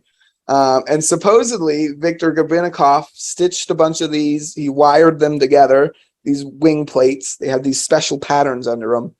And he put them together in a box. And this box had this weird gravity defying ability. He would like tap it with a pencil and it'd fly up to the ceiling. and kind of like float down a little bit and like bounce almost like a balloon on the way down.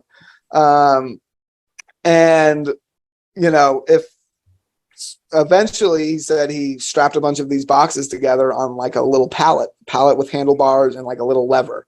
And supposedly this craft would fly and it could go impossible speeds. But the thing that hit home to me about his research was the side effects of operating this craft he described. And what he described is essentially the same list I wrote in my first book of the similarities between paranormal experiences and psychedelic experiences. He wrote about these weird alterations of time.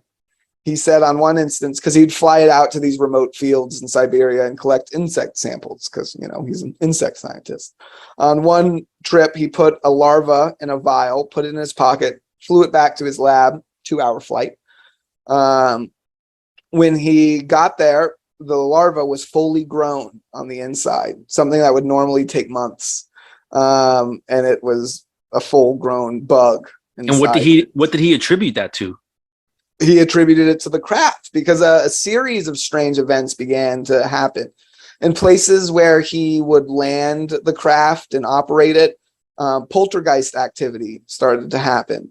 If he dropped something off the side of the craft, he noted that people's windows would have these perfectly circular burned holes inside of them, which is something that's popped up in a lot of UFO flaps, including the Mothman flap in Point Pleasant.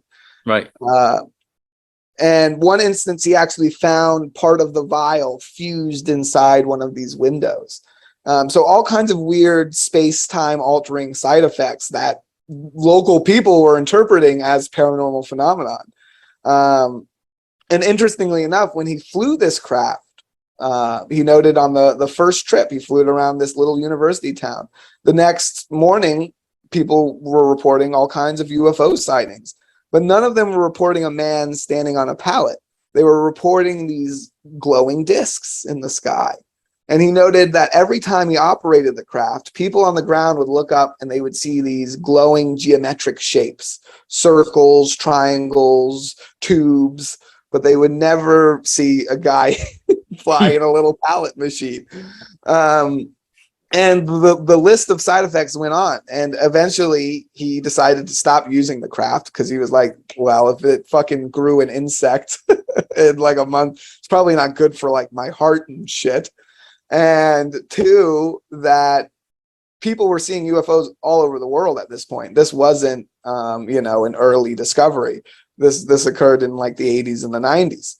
And so he was like, someone else knows this and they're not talking about it. It's not public knowledge. I'm not going to be the guy. Like, I'm not going to get killed over this shit. I'm going to put this away and pretend like I didn't discover shit. Right. And that was kind of literally a chapter in his memoirs. It's just a portion of his story. And it's like, yeah. And so that's why I stopped using that. And Keeley was in touch with Gerbinikov's son and they were trading papers and information. And unfortunately, the guy running this website died. No information on how that happened. But the story kind of dried up there. And I actually, I have a few friends from Russia. I was going to get the sponsorship and go over there and try to track down this story. But obviously current conditions have made it unsafe for Americans to be traveling in Russia. So the project is on semi-hold because I'm looking at researching it from different angles.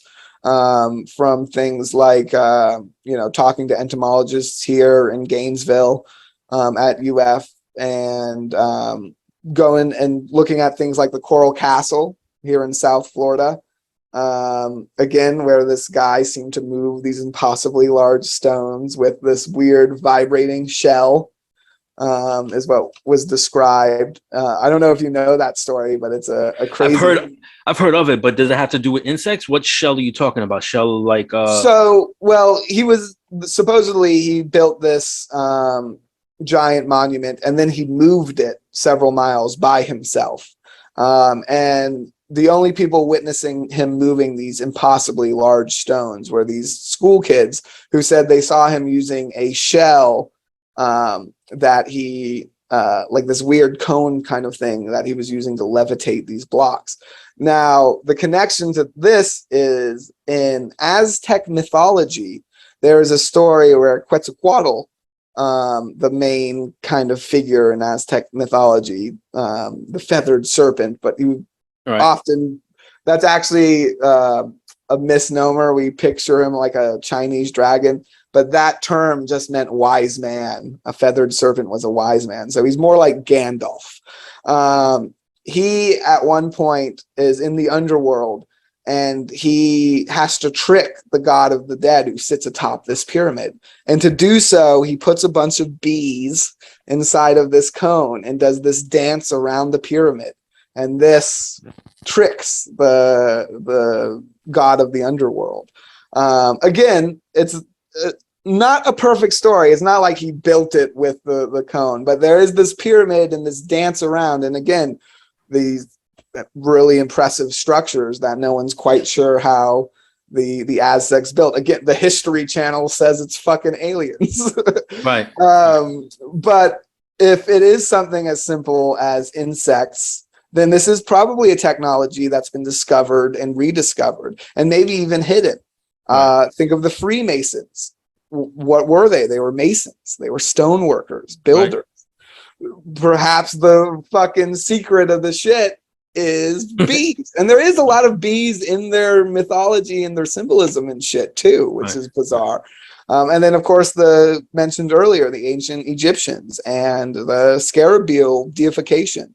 If it is as simple as Gorbachev describes, then yeah, they could have just stitched a bunch of insect scarab beetle wings together, slid it under these massive stones, and then you could just get like 4 dudes on each corner, and they could lift it up and move it into place, which would explain the whole thing. It's a very simple kind of explanation that, again, it's not fucking aliens from a different planet who levitate stones with their spaceships for some reason, which is something we've never seen a UFO do on our planet, right? We've never seen any UFO pick up a giant rock and move it somewhere else. That would be wild if we did. Then we could be like, oh yeah, maybe ancient aliens is real. But it's not one of the details we see. But the Gorbachev explanation would allow that to kind of make sense. And so it's certainly a weird story. It's a hard to verify one. There's not a lot of entomologists running around. And there's not really much research into anti-gravity insects. Maybe that's intentional. Maybe it's suppressed. Alex Jones' voice. But again, who knows? All right. So a couple of questions. Yeah, go for it. It's more of like a statement, I guess, statement/question. But you said that, okay, Keely died due to quote unquote certain circumstances, right? Keely passed away, and that's why the site. Well, again, the guy's name it eludes me right now, but the website was KeelyNet. Okay. There's no information. He wasn't like a super famous researcher or anything. I just know that on his Twitter handle or whatever, people were acknowledging that he had passed. And that's the only thing I know. No details on how that happened. But I do know it looks like through this website, which is only available through the Wayback Machine at this point. Through his website, though, the last, saves and whatnot, it looks like the last thing he was working on was this Gorbachev research. Right. So he's doing research on it, but Gorbachev Sr., because he quote unquote felt like it might be harmful to himself, he quote unquote stopped. Could it be that he was told, don't look into this any further? He stops, right? Mm-hmm. It's so intriguing that this guy who runs the site, Keely, starts looking into it, and maybe he starts to uncover some stuff, and then he gets taken out. Yeah, I mean, I have also noticed that trend, and I've taken it upon myself to be the third time's a trend on it. So if the Men in Black show up, I die in a mysterious circumstance, it's because of the fucking bees, man. Get a bunch of bees and start building your own UFOs. It's the bees. It's the bees. It's the bees. The bees, not the bees. My life feels like that fucking scene sometimes, but not yet. No one's knocked on my door and said, "Shut the fuck up! Stop talking about bees." So, right. Again, it's just. I called Bob Lazar out on it, so I'm going to call myself out on it. It's too good of a story. It's a good ass story. But it's out there. That's the thing. It's out there. But a good story doesn't mean it's true, and you got to remind ourselves on that. But it's certainly a possibility, and it's one that I think we got to keep in mind, because there's always this idea that the alien technology, we shot down a UFO and then we reverse engineered it. Right. Where, again, two things can be true. Like, there can be aliens traveling here with their own crafts that operate in a different way. And we could have our own weird bee-powered UFOs. They probably suck compared to the ones traveling from space. But again, both of those things can be true. Right. And it's one you definitely have to keep in mind, I think, when you're researching these, issues and these phenomena. UFO sightings have increased and bee populations have decreased. Now, is that a spurious correlation? Probably. That's one of the questions I was going to ask, and you kind of covered that, right? But the last thing that I want to ask before we switch topics is have you uncovered if anybody took what Grebennikov has done and maybe is doing research now? Do you know if anybody's looking into that now, or is it dead essentially? There's been a couple like YouTube videos that pop up here and there of people supposedly testing out some of his, tech or whatever. Right. But nothing that is like, I can't really point to a single place and be like, that's the place to follow this research. There's some art. I've written a couple in-depth things of all the research I've done into it on my Patreon. But other than that, there's not really too much out there on this theory, which in a way gives it some kind of credibility, in a sense where, it's not really talked about. There's this, I think it's interesting that in the scientific community, there was this like mystery about bees, and then supposedly it's explained, but there's still also in recent times, there's these other studies that say, well, how does it do it with the pollen? It doesn't make sense with the pollen. Right. Sure, whirlwind, but now it has pollen in its hands. So how is it doing that and not using as much energy, not breathing as hard? So yeah, it's weird stuff. There's something up about insects. they certainly fly.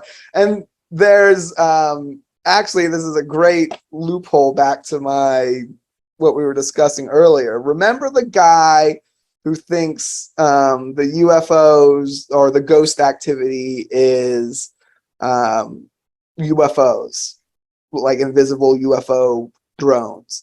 The ghost code is what he calls it. Quantum paranormal / the ghost code. Yeah, that's, I don't know this guy's theory. I don't know who that is. Patrick Jackson, he's from the UK. It's one of these newer theories. We were talking about it way like an hour ago. Rewind an hour, listeners.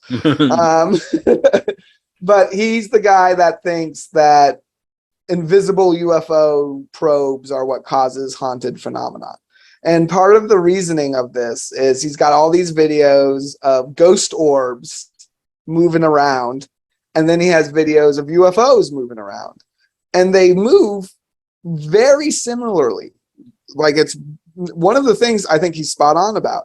The problem is, the thing he's wrong about is those videos aren't showing ghost orbs moving around. They're showing insects moving around, insects reflecting light.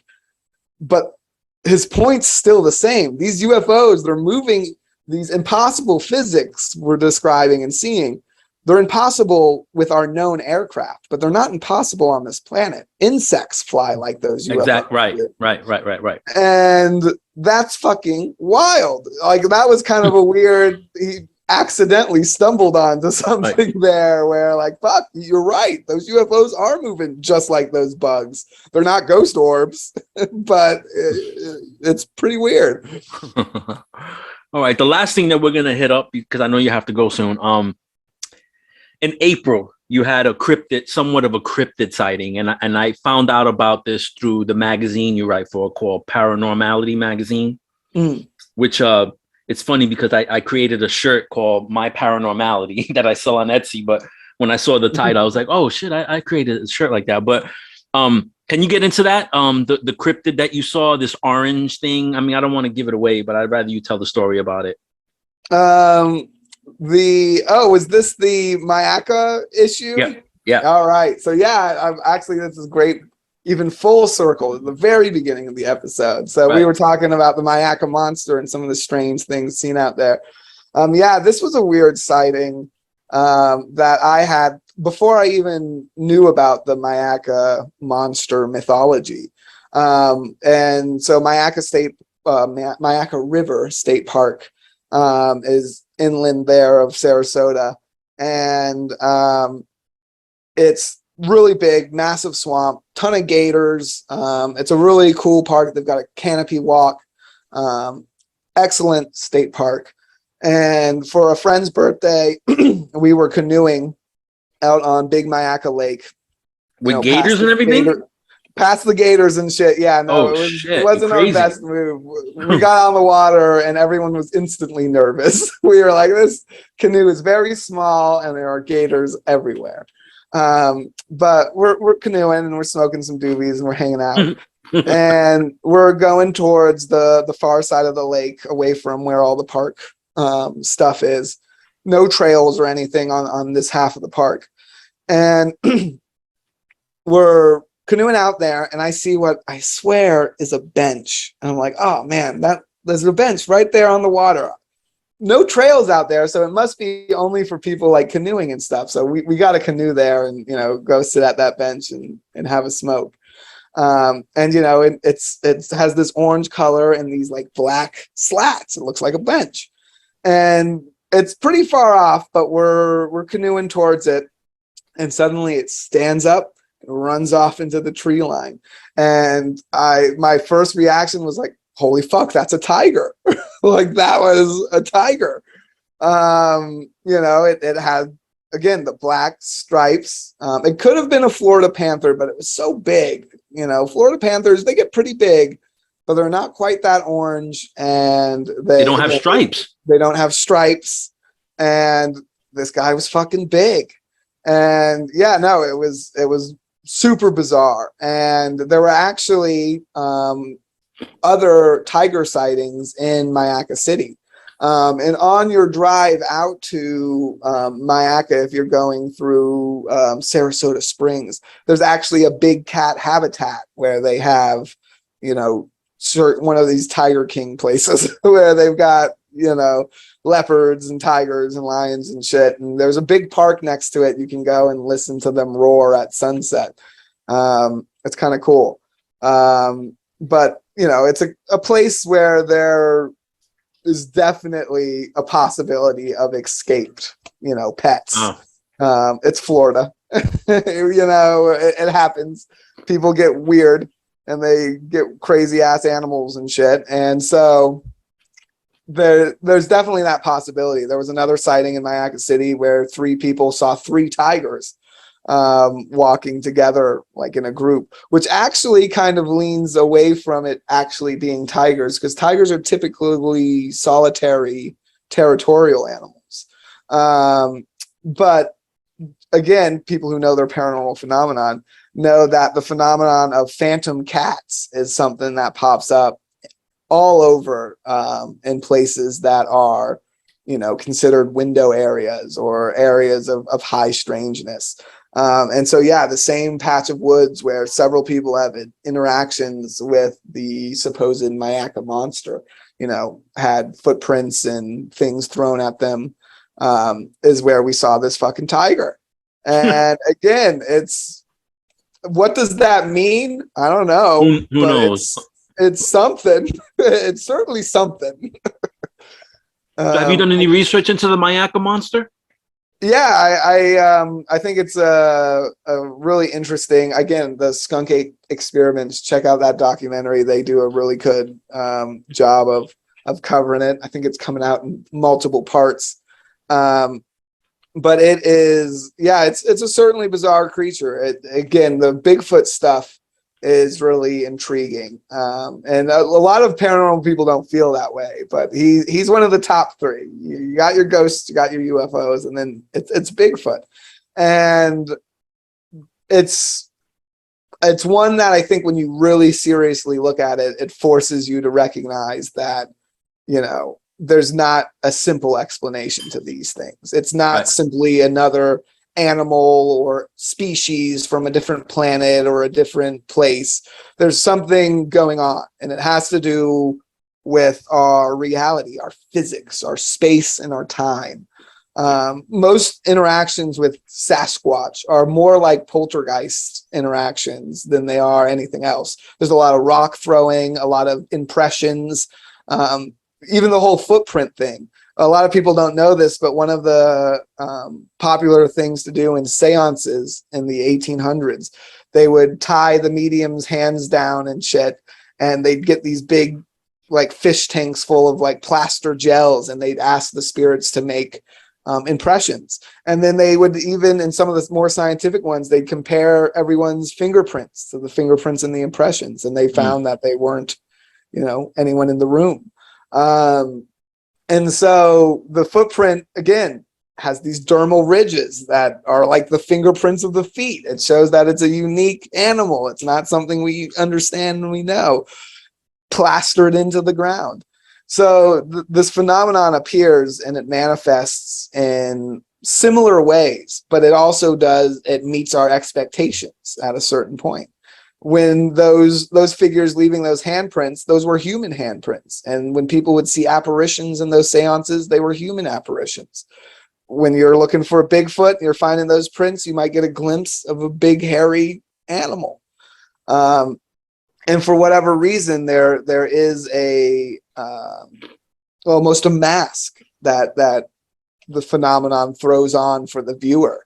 I think that might explain a lot of the, modern skinwalker sightings, right? You have a lot of people out there where for most of history, you'd see something like this and you'd see it as a ghost, a demon, or an angel, right? Right. Because that's how you were educated. You go to church and that's the framework.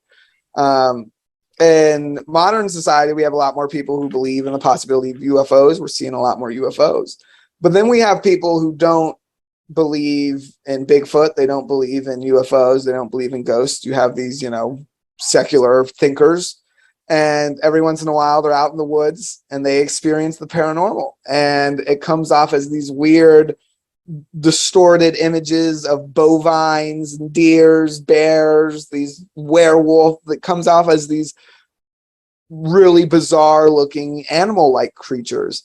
And that, I think, might be the brain's attempt to be, okay, we're in the woods. It has to be an animal, so it's some kind of animal. But that filter doesn't work because it's clearly dangerous. We don't know what it is, so we got to make it look evil and crazy and scary. So it's some kind of evil, crazy, scary animal because we're in the woods, and it appears this way. That's the brain throwing this psychedelic filter on top. Perhaps kind of like pareidolia, kind of almost in a way, right? Yeah, right. We're going to see these patterns, but we're not only going to see these patterns. Our mind makes these patterns physical so we can experience reality, right? These particles aren't still. They don't exist unless they're observed.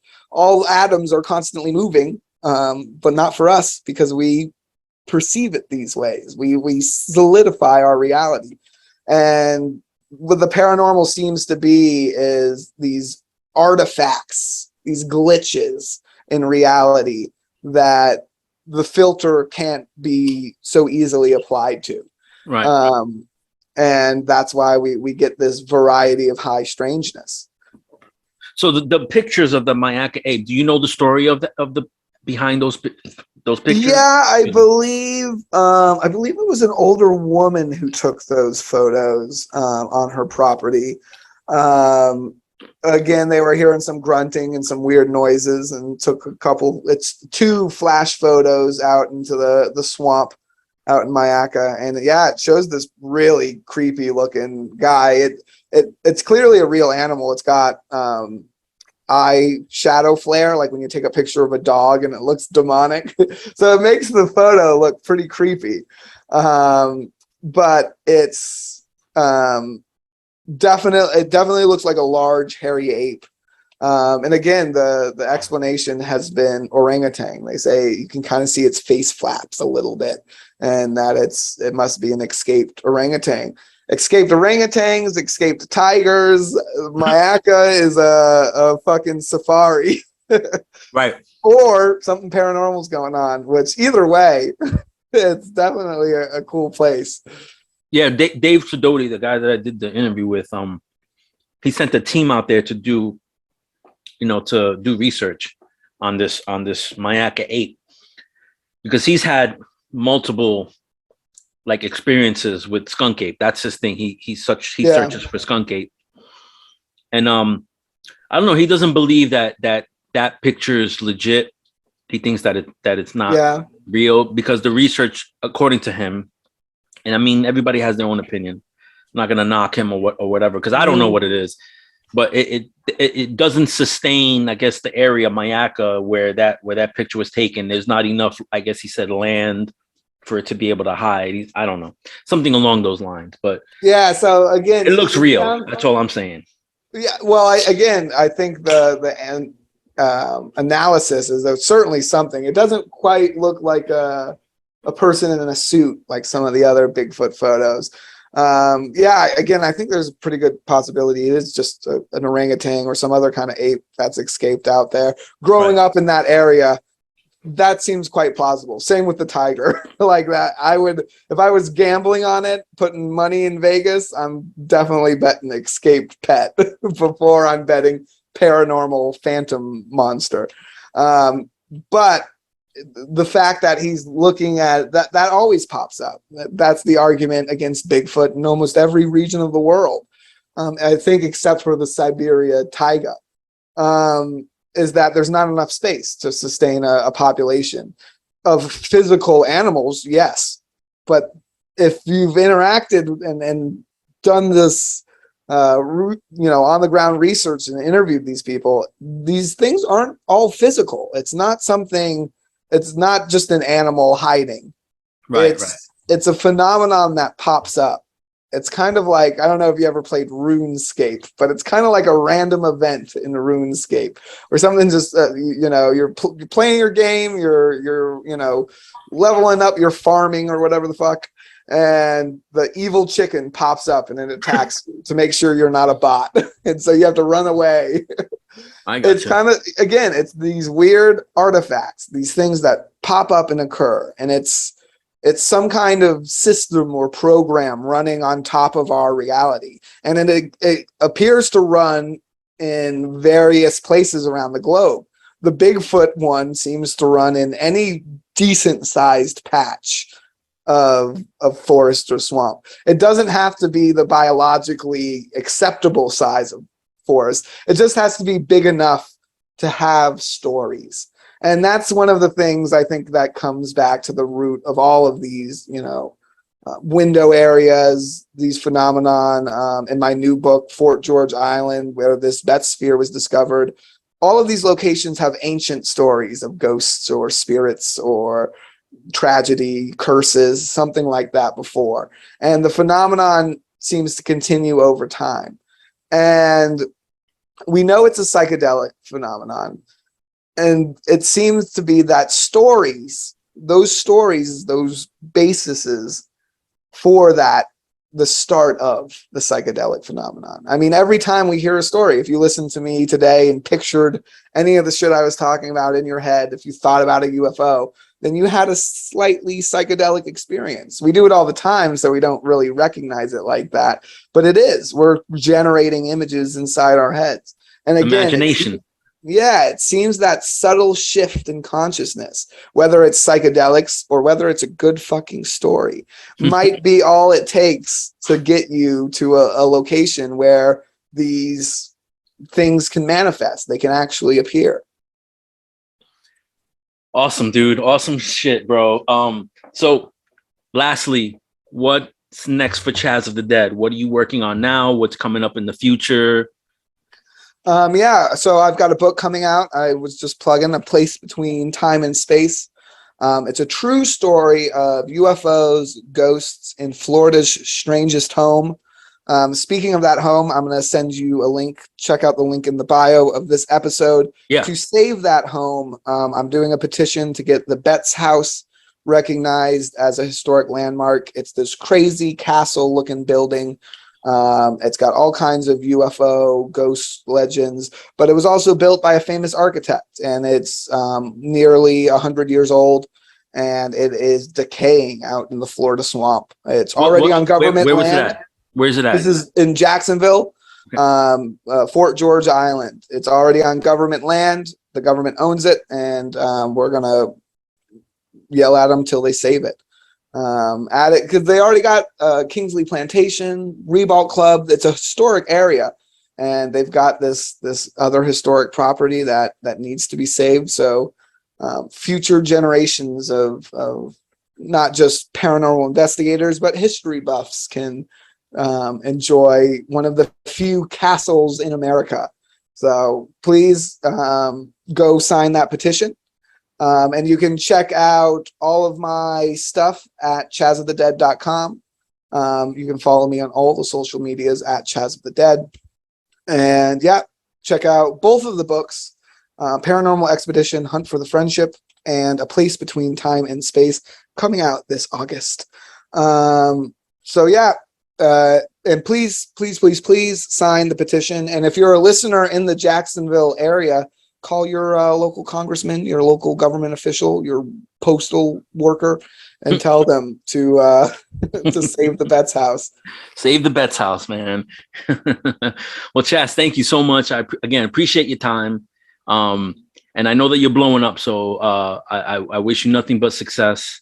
And just send me links to wherever you want people to go. Keep me updated on the book so I can post that as well. And thanks, man. Thanks for everything, brother. Hell yeah, anytime. All right, my man. I'll see you. Peace out. All right, peace.